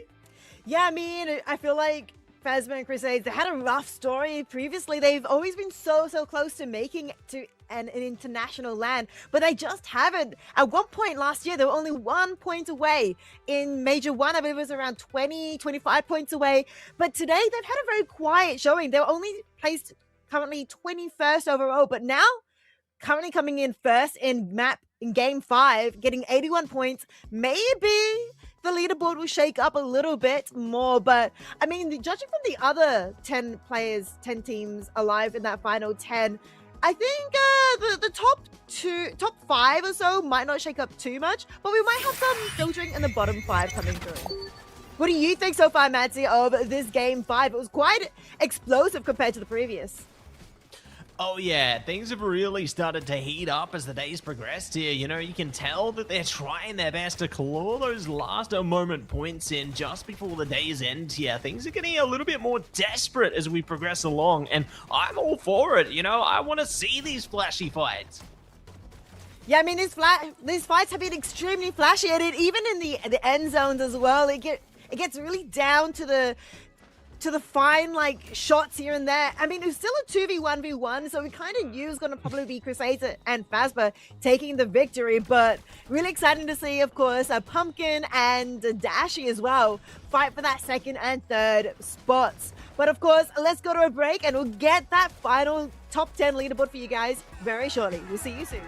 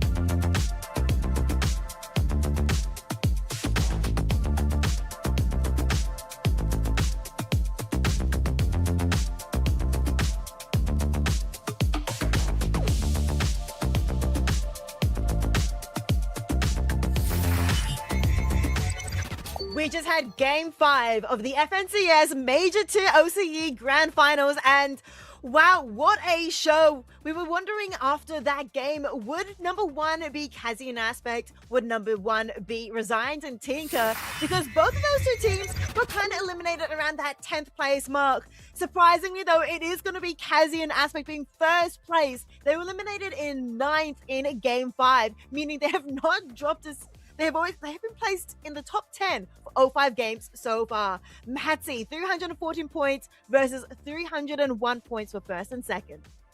Yeah, it's a tug of war between these two squads as to who can take and who can lose that first and second place there. You know, the distance between them is not something to blink at there, because within moments it can be swept away from one squad or the other. So this last game of the day coming up soon is certainly going to decide who comes out on top at the end of day one here. But, you know, there could always be a surprise on the horizon depending on how things shake up towards the lower side of our brackets as well. You know, as you've talked on, Phasma and Crusades managing to slide their way into the top 10 here has definitely been a well-fought endeavor. Yeah, Phasma and Crusades came first in that matchup. That game just then. They got 81 points. So they did manage to get now themselves into that top 10. They're now 8th place. So that gives them a good fighting chance, at least for tomorrow as well, to try and get themselves in that first or second spot, to try and get themselves to that global championship. Another team, though, I do want to point out is Vanox and Bulldog. They are coming in place 3rd, and they have 32 eliminations total, the most in the top 10 here. And Tony, I feel like I always come back to you when we're talking about eliminations. It is partly a coincidence, but also partly because you did mention you want to see some exciting gameplay coming through. And I think Vanox and Bulldog have been shining a lot with those eliminations. Well, absolutely, and it's, I guess, like, to poke a little fun, I guess Bulldog won the breakup, right? You know, the duo that split up, and Bulldog currently sitting on top here in 3rd place in Major 2. Gotta feel good. So it's a little, you know, a little shining crown here for Bulldog and Vanox. But yeah, 32 eliminations is insane. I believe that's like the highest out of day one so far. Yeah, everybody else at 26 for Kazi and Aspect. Alex and Reckless, you know, we said they were the ones to lead the elim totals. They're only sitting on 26 as well. So Bulldog, Vanox have been like slowly sneaking there. They've been doing what Kazi and Aspect have been doing. It was like playing in the background, fighting those elims when they matter most in that late game. And then, you know, positioning, placement, yeah, that's like second nature. Well, in that game 5, Bulldog and Vanox, they got 9 eliminations, so that's really pushed them up into that high elimination territory. But the other team that also got 9 eliminations was Pumpkin and Everlong. They're currently sitting at 18 eliminations throughout all of these 5 games. But one of those games, just game 5, was half of their eliminations. Let's see, as we go into game 6, who is going to be getting a lot of eliminations, or who potentially is going to get the victory royale. Matzy and Tony, take it away. Oh, yeah, that's right, Matt. Last game here of the night for these teams, and important one, and I imagine we're going to be seeing some hot drops. A lot of teams here towards Cluster Coast. It's 3 squads dropping here, and as well, already 2 elims in the feed. We're only 10, 20 seconds into this game. Yeah, more to follow. Poor Z-Dog and Goofy out of here so early, Tony. That's going to be a big hit to them trying to break their way up. I think they were 22nd on the leaderboard there, so I think they're going to have a bit of a tumble down the rabbit hole here. That's unlucky, but, you know, start slow, finish stronger. We'll see if they can bring that back into tomorrow. But for today, on our last game here, let's see who's going to be able to take this one away. It's anyone's still for the taking, right? You know, we spoke about Tinker resigns, we spoke about Kazi and Aspect, Vanox, Bulldog. But yeah, I was going to say it's still in arm's reach for a lot of the top. You know, Alex, Reckless, they have one good game, you know, get themselves 6 elims like they did in their win. Oh, sorry, 8 elims in their win, that was actually. You know, they could have a soar up the leaderboard. They could find themselves potentially in second. I think first is a little bit too big of a gap, right? As we saw 314 for Kazi and Aspect, 301 for Resigns and Tinker, and then Vanox Bulldog down at 254. So you're going to have to bridge quite a bit of a gap, and it's going to have to be up to placements and the eliminations. You're going to have to do both really well in this wild slot. Yeah, consistency is a key here, Mr. Tony, and let's see if there's going to be more than that as Eggman Fan goes down. Unfortunately, not going to be able to hit the 6-7 this time, but we'll see if they can hit something else in a second. As they are going to be holding it back here. King Saw looking to make it soar for Silas, and they will find exactly what they were looking for there. Everlong not so lucky as well. So eliminations are lighting things up. Yeah, lighten up again here in the feed. 45 here. It's still a lot quieter than Game 5, actually. I imagine, we saw a lot more action going into the first zone. And we'll see a little bit more towards the coast. Kurosaki and their duo. We haven't seen all too much on stream, having a little bit of a rough night. It happens. You've got a lot of heavy favorites in the lobby. You've got a lot of teams that are well practiced in their own regard. Kurosaki gets some nice shots down on a Pumpkin, but Pumpkin's got the front and center here. They're getting chased down by a duo from the backside, though. This duo really wants to secure these elims. Paris and their duo trying to sneak on in. Getting some good shots. Kurosaki needs to be careful here. Yeah, exercise great caution, Tony. Great power comes with great responsibility.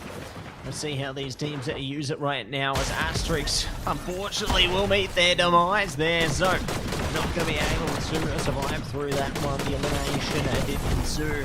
Looks like it may do for a Budgie as well. Not going to fly away this time. Alex trying their best to hold on. Aspect and Kazi there trying their best to fight this one out. They know that getting the elimination onto either of these squads is crucial for clawing on to some placement here, as well as taking down some of your opponents a peg.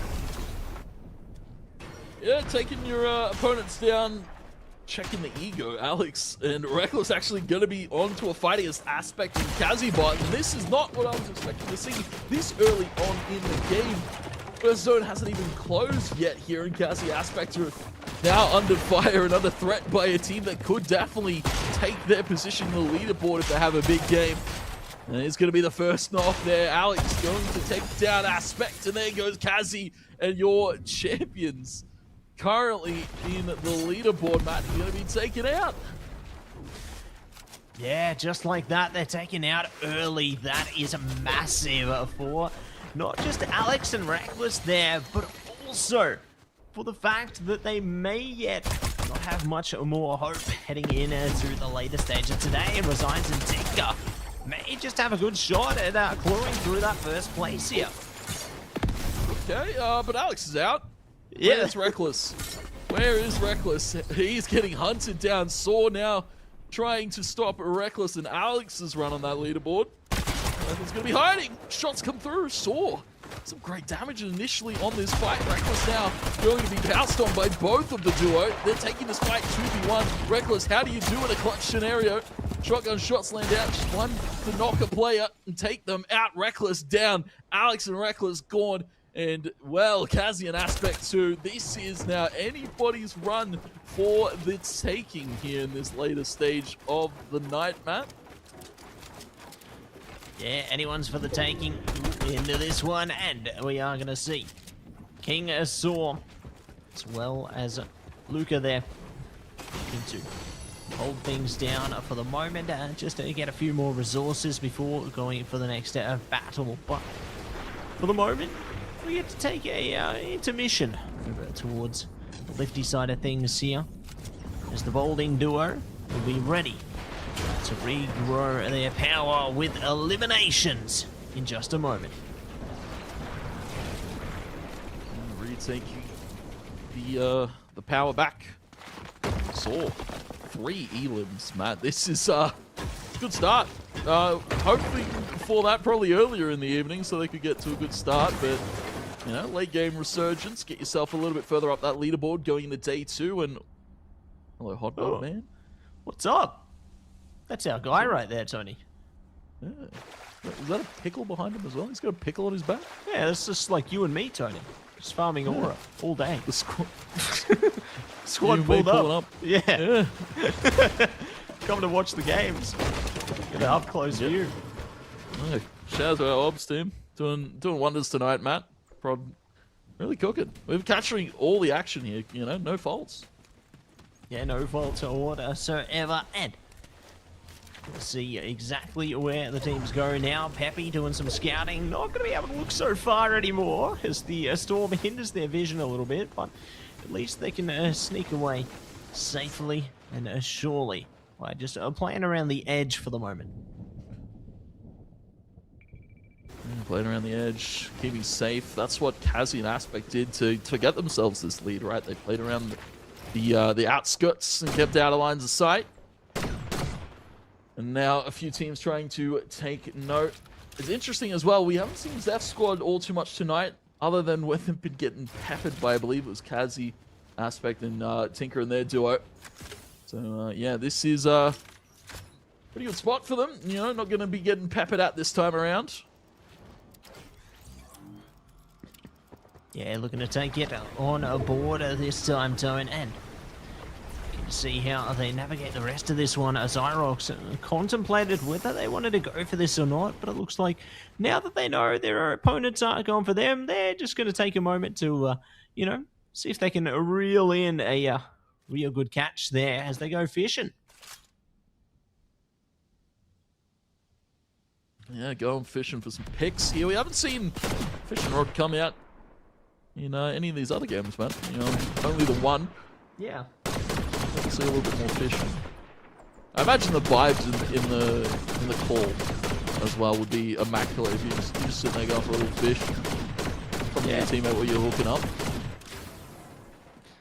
Looking to wrangle in the most legendary of pulls there, and we'll see what else they can navigate as we take it easy for the moment. Heading slowly but certainly towards the next phase of the storm, though. Certainly could heat things up if they continue to tread in this direction here. But for now, we just reach a stalemate between our squadrons, and here we go. Look at how much they've got, Tony. They've got a treasure trove. Yeah. Speaking of fishing, there we go. We are going to be seeing Storm 3 actually starting to close on in.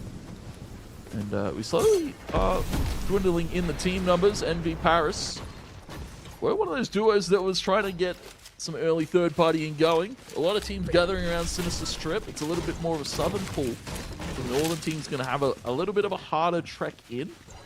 A lot of space, though, towards that northern side. Nobody's really set up in that storm just yet. So if you're the first northern team to rotate in, you've got yourself a pretty good spot. Yeah, they're in a pretty good position for the moment, and they can certainly hold their ground a little while longer here, Tone. So you're going to see how things shake up just a second as they continue their wrangling adventures there, looking to fish through whatever they can. But for now, looks like all eyes on the Sinister Strip here, as more sinister things lie in wait the closer the zone becomes.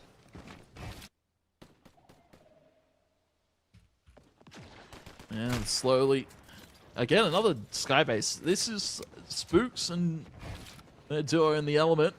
You can see, though, a few other skybases actually built. It's always towards Sinister Strip, but it's a hard spot to rotate out of. You get up so high, and then you have to waste so many materials keeping that platform moving forward, and teams can just shoot at your platform as you're building it forward and take you out of the sky here.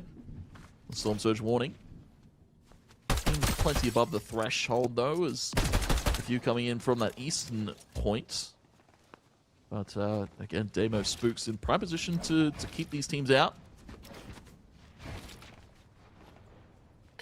Yeah, looking to try their best to hold a position, stay poised in to this one zone, and Storm Surge coming through as well will mean that anyone who falls below is going to fall victim to a ton of damage coming their way in a quick succession. Looks like a Damo could be taking their man-made elevator down. To pick up the head back there, see what they can do if they're needed. That's certainly going to support their later endeavors. I'm sure, you know, it could be a battle of attrition between many of the squadrons later, but for now, we get to see more man-made elevators as they take things back down the ground. Yeah, no, I like that call from Spooks and Damo, getting themselves on towards a lower elevation, as we alluded to. You know, heights, not necessarily something you want to take early. It's more about how you get into that position later on in the game, especially when the fights get hectic. You want to be up on that high ground, but for the moment, they're happy to chill on the low. Venox Bulldog gonna be finding some limbs on the low, though. Venox getting dropped there by Drizzle, so quick knock for that duo. A quick knock traded back. Surfing Sab a little bit too aggressive. It's going to be eliminated there. Bulldog finishing that one off. In a 1 versus 1, and well, Drizzle's low, so this is doable here for Bulldog, the healthier member. And elimination goes their board down to 39 teams as this zone pulls towards the west, Matt, and so much open space here for these teams to take up.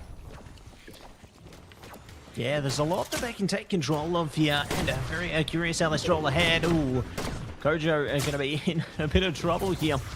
Needs to get above the threshold sooner rather than later. Otherwise, they're going to keep suffering the consequences. As you can see, over and over again, they just keep feeling the eye of the storm there. And maybe more in a second. 8 HP in a dream. They will be able to heal back up, but maybe not for long. As they will go down. Eliminations coming over the top now, Tony. As it gets more chaotic right a second here.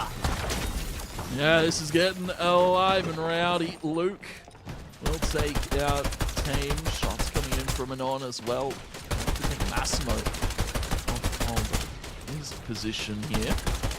He can't really afford a shield. He's just having to dance between these two platforms. Having to rebuild them at the same time. Looking at the zone pool again. Southern West pool. A lot of open space.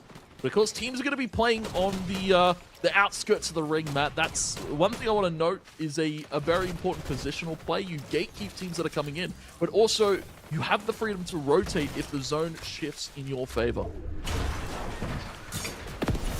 Yeah, it looks like the winds may yet shift in their favor if they keep up like this, Tone, but looks like more squads will go down as Fisher now meets 37th place there with Harry.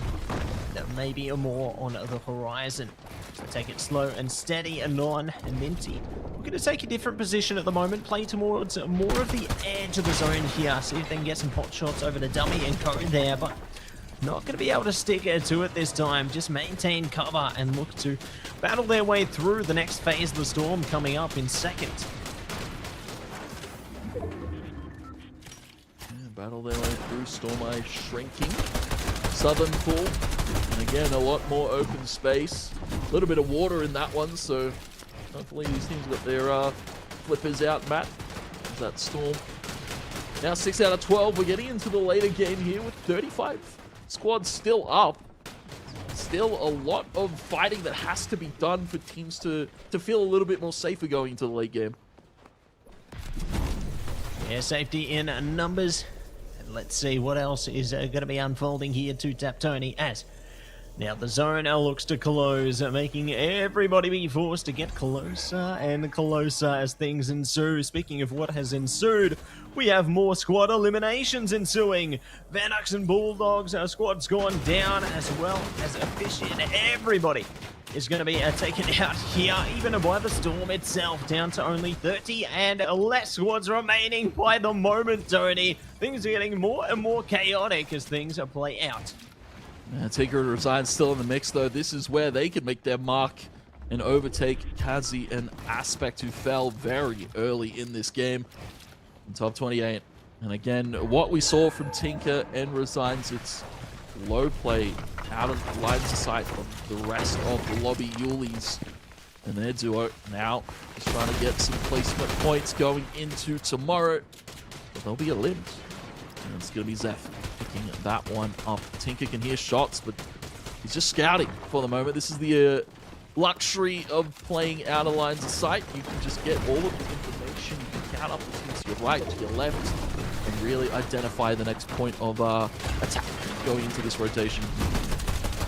They're looking to pierce their way through the cover right now and maintain that of their own. Tinker and Resigns will resign to no fate as they look to push her forward, propel themselves over the top for this one and see if anything can happen. But it's going to be Thor actually getting the shutdown on to Resigns there, and Tinker could follow. So they're going to be in a bit of hot water here, Tony.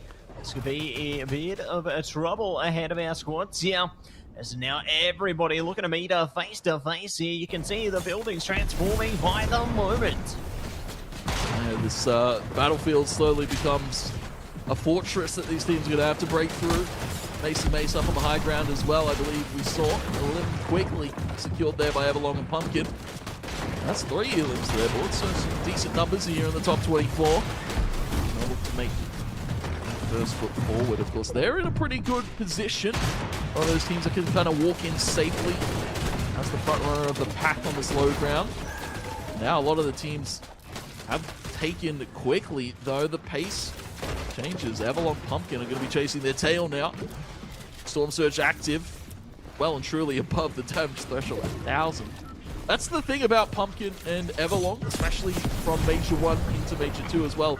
They were ones that were dealing a ton of damage. They weren't quite securing elims. They secured themselves some decent placement there in Major 1. Of course, Major 2, they definitely want to change things up. Ooh, some great shots there. Mace trying to get some through as well. See smoked at Hezo. See now XCon rotating. Mace, as we said, a high ground position. Normally the winning one that we've seen from teams previously so far tonight, Matt. Yeah, the high ground allows you to fly above your opponents there and do many devastating things. So you're going to see what else they are going to be able to achieve. As could be the Battle of the Maces, clearing all the spaces here, but with the storm moving, it means they may get forced into another position as well. This is still such a good position. Spoctic, Rainy, maybe on the outskirts there on the other side of the zone. Xavier, though, trying to get some shots in, just trying to secure elims. This is like, you know, everybody at the bottom of the leaderboard currently just scattering, trying to find some quick picks here. It doesn't even matter if they drop now. They just want the points. They just want those elims. It's another from Mace and Mace. 5 elims on this high ground in the top 16, Matt. This is going to be a lot of points to their board, and of course, Mace and Mace currently sitting pretty comfortably in 5th. Would really like to take up that 4th or even potentially the 3rd place. Yeah, looking to do the very best they can, Zone, and to see if they can make it happen. Ooh, it's going to be a top hitter there. A bit of trouble with the XCon. Doing the best they can to sustain through it and make sure they get the jugs through and get the healing they need in order to deal that much more damage. It's the next fight ahead of them. It's the next phase of the storm on its way through as well. It's going to be Paris knocked down there and more to follow. Well done to our squads as now it all comes down to these critical moments. And knocked and immediately eliminated. Quick pace there on that shot. Spots it raining. Going to be fighting from the lower side of things, and it is going to be Blitz taking up a ton of damage. Spoctic and Rainy now, they've come to life, looking for some elims to finish this one out on a good note. But it is going to be, I believe that is Crusades there, taken out from Mason. Mason will go up on the high ground once again, just doing some scouting with the shockwaves, and sees now Saw, the Kingslayer of this game, of course taking out Reckless and Alex. And really shaking up the potential for who comes out on top here in the top 3 at the close of tonight. Jug going to be chugged perfectly here. The rest of the teams fighting for the low ground, and it's a little bit of a rat race to see who can get first forward. Pumpkin, he's going to be taken out in the mix. Taken out of the mix and more to follow up here, Tony. 7 squads remaining here. Who will be able get out of this one unscathed? Who will be able to press the issue and take away the final victory royale of the evening? Again, Mace and Mace have been consistent, you know, consistently on the high ground and consistently holding a position. Nobody's even bothering with them at the moment. They could make their way down to the final 2 if they keep up like this, Tone. Yeah, I guess, like, for a lot of these teams, right, they're so high up. Like, there's no middle, low, and ultimate high ground. There's just a high ground and a low ground here, so a lot of these teams can't really bridge that gap, especially with those shock. They probably want to keep them for rotation options. And Mason Mace, they can just kind of hang out, chop it up a little bit. You know, how's your day going? Pretty good, yeah, not too bad. I had Wheat Bix for breakfast. Yeah, that's probably what the conversation. Yeah, I had a coffee. That's probably what the conversation is like for Mason Mace right now. Yeah. Talk about what the weather's like. Pretty stormy, wouldn't you say? Stormy, yeah. A little bit of rain. They need an umbrella. Absolutely. Top 4 now. Going to be shot grenade, chug jug. They're going to be actually going down towards the low ground here. Changing it up. Rainy. Yeah, Rainy. Pretty good position here. His edit's going to be coming through. Mace just peppering bullets down at Solby. Immediately dispatched. But though, his duo going to be taken up on the high ground. Ooh, tough positioning here, Toner. Trying to maintain a cover of the spotlight here. Maybe able to find Rainy onto this one. They're looking to battle their way through, but they're taking an absolute ton of damage here. Oh, one of the bases has gone down there. In fact, both down to the final two squads here. Rainy, will they be able to sustain through? Oh, big damage over the top. But no! Caesars saves the day, takes away the victory royale. That is absolutely insane there. Mace, though, top 3, Rice might have secured themselves a top 3 to end the night off. Yeah, I mean, Mace were the was the top-ranked team left in that top 20.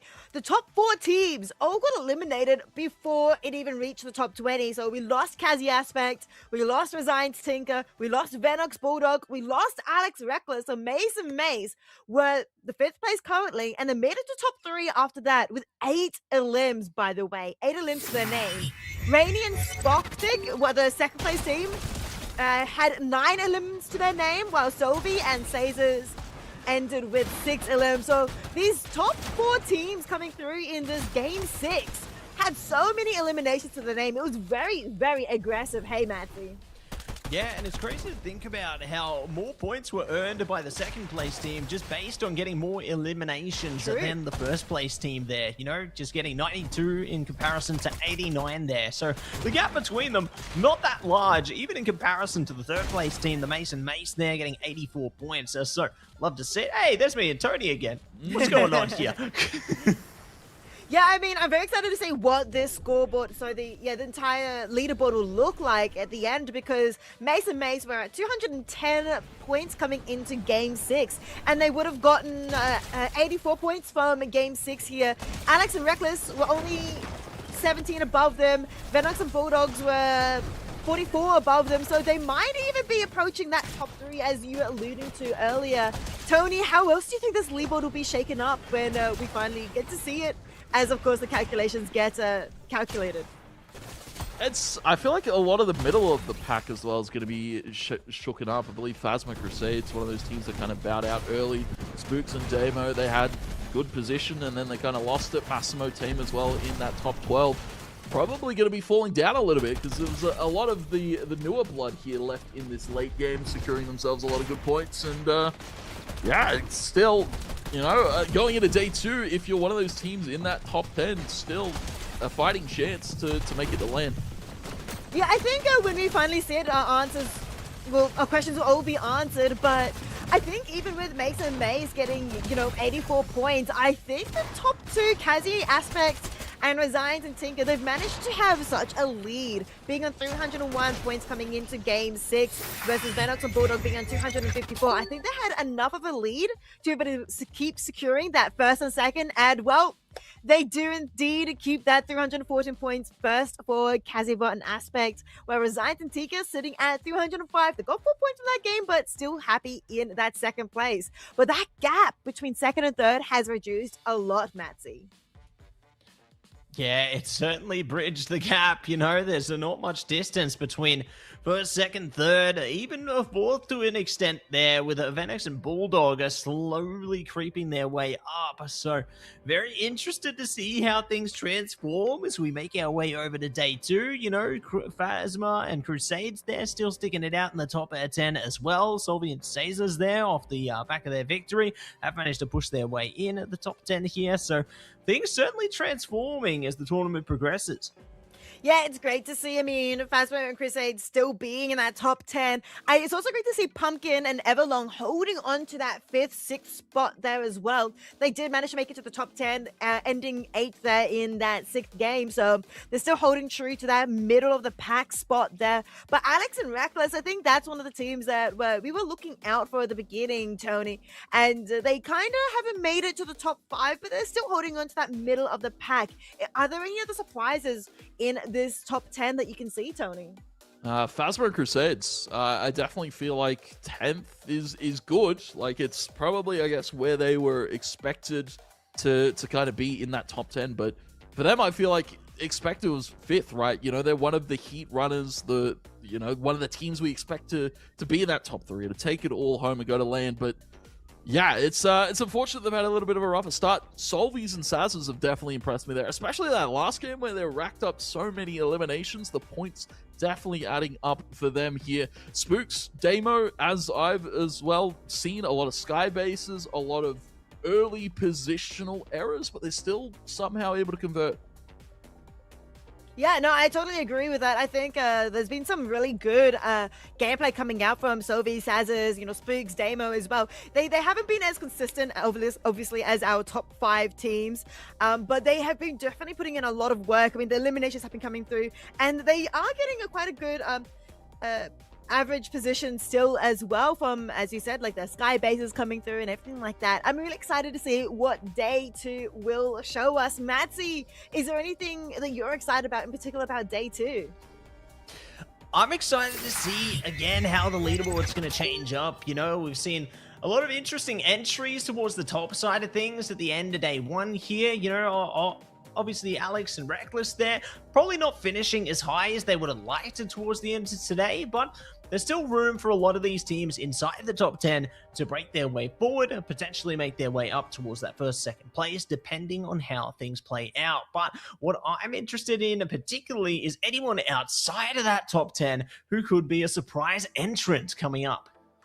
Yeah, things could be really exciting. I mean, 6 games is a lot. You could potentially rack up a lot of points. If you were playing like maybe Resigns and Tinker did today with 3 victory royales, you could potentially get yourself into that top 10, if not maybe into that top 2 to be able to get yourself into that global championship. Or maybe you could play like Kazi and Aspect and get 5 top 10 placements. The 6th one, we'll pretend that game didn't happen. That's game 6. It did unfortunately reduce their average placement down to 12.17. Mason Mays actually have a higher average placement now at 11.17. So Mason Mays really shone quite a lot in these game 6. Maybe not as brightly as Resides and Tinker with their top 3, the 3 number 1 victory royales, and Kazi and Aspect being in the top 10 consistently, but Mace and Mace have really been quite fantastic. Two Tap Tony, do you have any favorite moments from today's games? Is there anything that you remember being like, oh, I'm going to be going to sleep thinking about that moment? That fight on the water where Reckless and Alex got taken out there. I believe it was Fisher's duo that took them out. Yeah, that was insane to see because you never see a fight out there, especially because it's so hard to build anything out there. We saw teams like just trying to get some stairs, trying to get some bit of cover, and it was just such a crazy fight. And just again, just an unfortunate rotation there from Alex and Reckless getting caught out. And that's not what you normally see of like guys of their stature, guys of their tenure who have been the lands, who have been consistently the best team. You normally never see them make mistakes like that. Yeah, I mean, Alex and Reckless, they have the lowest average placement of the top 10. Currently averaging 23. Of course, I make up with it with the average eliminations and, the first place previously and everything like that. But I feel like Alex and Reckless have been a little bit quiet today compared to what we are used to. So I hope with a lot of good sleep and everything, they'll come back rejuvenated. But Matty, I want to ask the same question to you. Are there any really standout moments for you today as well? I'll let you say maybe the same one that Tony did, but if you say the same one, you've got to give me a second one as well. Yeah, I did enjoy that one in particular. The dolphin diving play around the ramps there was truly impressive. And I was impressed with how Fisher and Co managed to at least get that one moment, despite their placement not being as high as it would be. I think they're within that top 30 to 40 zone there. So not as impressive as they would hope, but still they found an impressive moment. But one of the, I guess more aura moments was when the Observer managed to catch Alex and Reckless just kind of looking down for that mountain towards all their enemies. That just felt like true aura, and that's one that really stuck with me. Yeah, and I think our Observers have been absolutely fantastic today. I also personally really enjoyed it when they captured both your amazing aura in game as well. It was really enjoyable as well, seeing all the different scenes and everything from the amazing observers and, of course, our producer as well, being able to put on such a wonderful show. But, of course, we are not done yet, are we, Matty and Tony? We have a wonderful day 2 as well to go through another 6 more games of Fortnite. So we'll see you guys all tomorrow, but I hope you guys enjoyed the replays. We'll be signing out and see you guys later. Bye-bye!